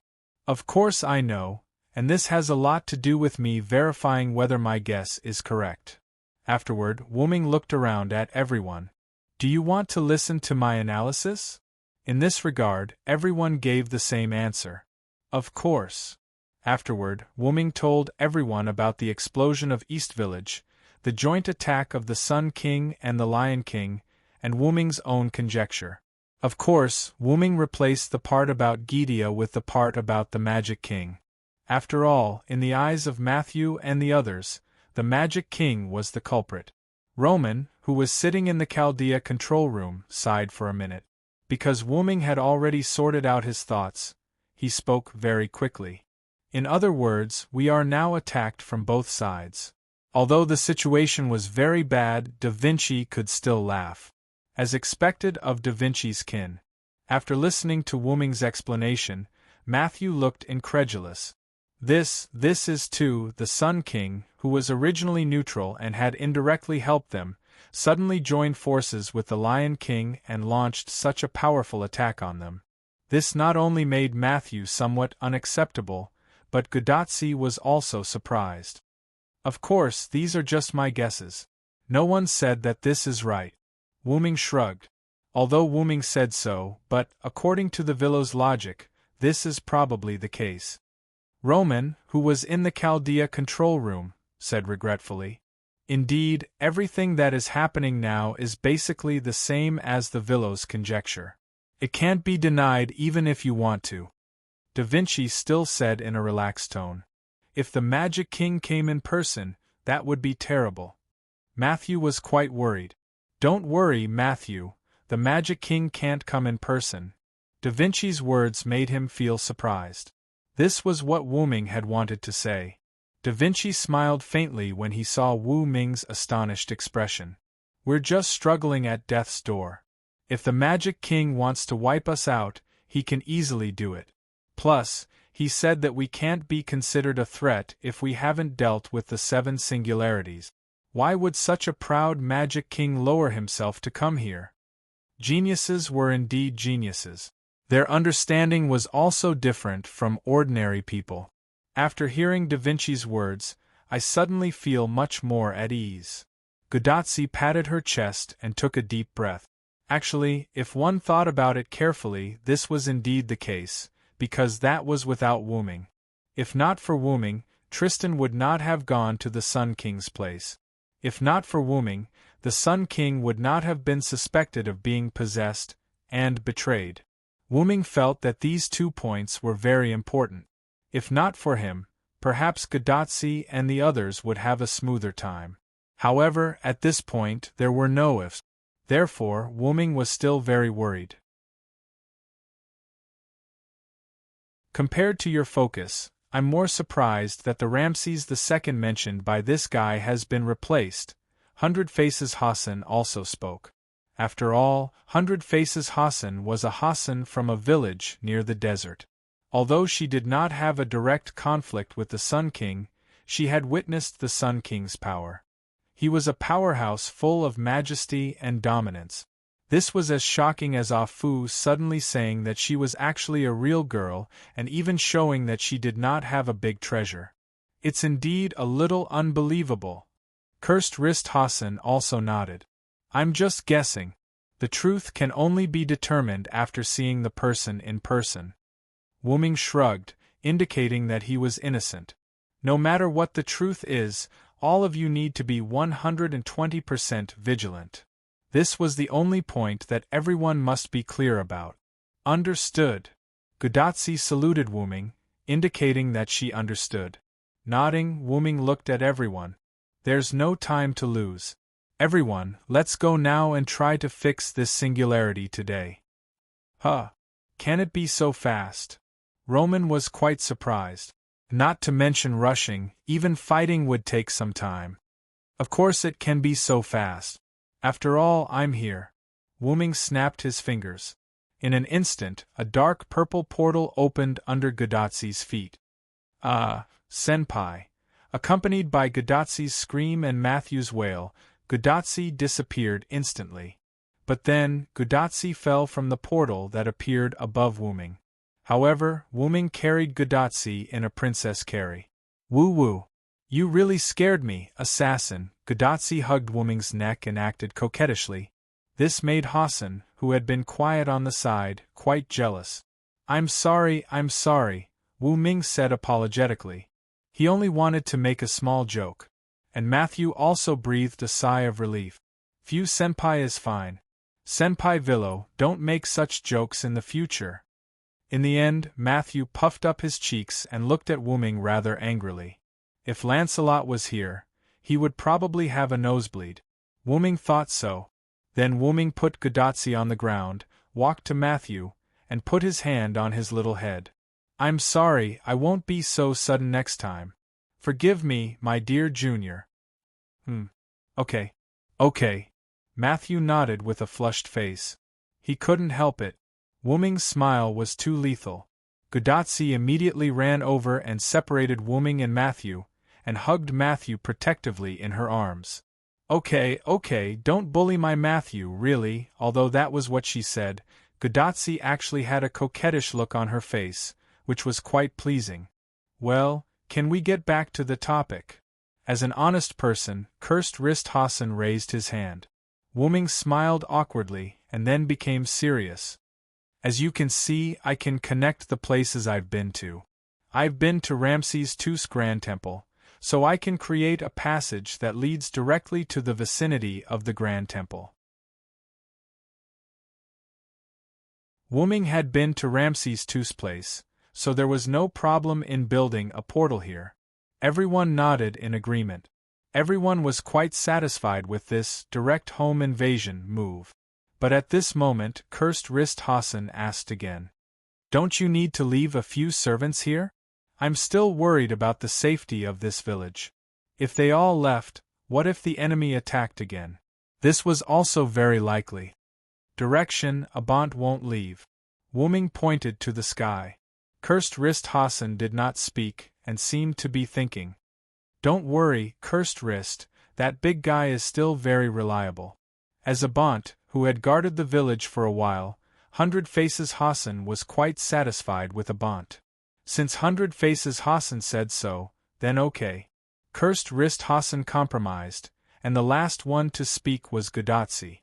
As the master of the servants, she began to cheer them up. "Good. Then everyone, the final battle is about to begin. You're tuning in to the Phoenix Knights YouTube channel. Don't forget to subscribe and join us on this journey to catch the most captivating stories.